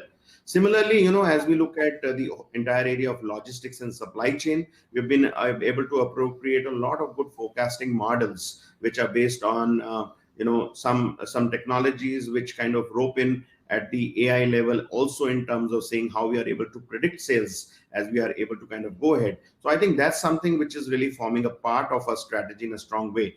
And at the consumer level, as I said, I think a lot of digital initiatives in terms of seeing that, one, as part of our even advertising, we are seeing that a huge kind of spend is tending to kind of make digital almost mainstream in terms of going, in terms of what we are doing. At the same time, we are invoking some of these digital technologies to see how we are able to kind of really get new concepts in terms of leveraging, areas like CRM, areas like AI kind of working together in terms of getting us more and more leverage and really helping us in terms of not only increasing the business, but increasing business with a cost framework in mind in a very strong way. Okay. One second, audio issue. Hello, check. Hello, check. Hi, settled. Yeah. Okay. Doing that again. So as far as our international portfolio is concerned, what is the plan going forward? Are you going to be looking at expanding, or in the near term, would you perhaps want to expand and invest more in the domestic segment? So we are looking at international also in a big way. The entire area of South Asia is a big focus in terms of what we have taken for ourselves. So, we are expanding our capacities as far as, Bangladesh, Lanka, Nepal is concerned. And there is a huge focus in terms of saying that how we are able to introduce newer categories there as well as we have introduced in India. And therefore, the focus is that whether it is the area of waterproofing, or in the area of servicing, or it is the area in terms of looking at even part of the home decor, how do we kind of really appropriate those in some of these geographies. Similarly, I think Middle East and Africa are important for us, and there we are kind of unleashing newer strategies so that we are strong players in those markets as we kind of go ahead, and therefore there is an impetus there as well in terms of putting money, in terms of increase in capacities, and looking at really putting newer categories there as well so that we are able to kind of grow well. And we have also invested in Indonesia, and that's a new green venture which we have kind of put in there, and that's something which we are putting a lot of money in terms of straddling that as well, in terms of growing the market there, because we believe that these markets are definitely growth markets for us, and we will not shy in terms of really investing in these markets and taking our entire business ahead. So I think we are looking at a balance in terms of, obviously, the core business in India is something which will keep on investing in a very strong way. But at the same time, I think the focus on select international geographies will continue. Okay. Again, audio. Hello, check. Hello. Stop. Yeah. Okay, doing that again. So, as far as the paint industry is concerned, of course, there was an upheaval because of the COVID-19 pandemic. How is the industry now getting back? And to your mind, by when do you expect the sector as a whole to see a recovery? Okay, see, I feel that it is very difficult to really predict that when is the era of full normalcy. According to me, actually, we need to kind of now learn to kind of exist in the current new normal in terms of the way it is, because I feel that we are into a little bit of a long drawn battle. Okay, I don't see that that even at the end of Q3 we would be kind of seeing everything which is returning back to absolutely being 100% normal, and it would kind of really transgress into even Q4 to that extent, because till the time you have a vaccine and a vaccine is mass available, okay, we don't see in terms of normalcy really coming to the full. So I think the real issue here is in terms of saying that how do we really adapt to this new normal? How do we kind of weave in strategies, weave in possibly ideas, how we are able to kind of deal with this situation, and we live with the fact that this current situation is going to kind of exist for some time to that extent, and within this only we need to kind of bring in a lot of innovation, a lot of cost control measures. At the same time, we need to see that we are able to kind of really reach out to our customers, ensure that we are able to make them spend in terms of some of the discretionary categories as well, and not kind of get dismayed by what the current situation is. I also feel that the consumers today are opening up, and today they know that this is a problem where they can kind of recover. I think people are now saying that I can step out. It is okay to kind of take a little bit of risk, and people are also adjusting to this new normal to that extent. So in essence, I think some of these areas will continue. We need to kind of move on, adjust to the new normal, keep on innovating, and that's going to be the mantra in terms of going ahead. Okay, so on that note, in that case, to be very realistic and cautious, would you then say that for Asian Paints, you've of course last 2 quarters borne the brunt of the pandemic, that you've absorbed the impact fully. By Q1 of next fiscal, would you perhaps then say that you would be at least in a better position to be able to adjust entirely to the new normal? In fact, I would say that we are adjusting in the current situation fairly well. How Q1 has gone, I think it's been really a very strong recovery in May and June. And therefore, what we are seeing is that possibly, I think Q2 is also going that way. So overall, what we see is that I think the recovery would happen even faster to that extent. What I'm only kind of trying to caution is that the 100% normalcy is very, very different, very difficult to really predict at this point of time. And it all depends in terms of how things move, how situations are able to develop, and what is happening on the front of vaccines and how they kind of come in and people are able to embrace them. So very difficult to say that what really happens in Q3, Q4, and the Q1 of next year to that extent. But I think the positivity is that today, I think the current state of business, we are able to kind of guide it better. And I think things are definitely shaping up progressively much better as we are looking ahead. All right. Thank you so much, Mr. Singhal, for speaking to us. And good luck on the road forward and the digital transformation journey that the company has, of course, set out for. Well, thank you so much for watching this special webinar. Thank you so much in terms of inviting me, and it was a pleasure speaking to you. Pleasure speaking to you as well, sir. Thank you so much.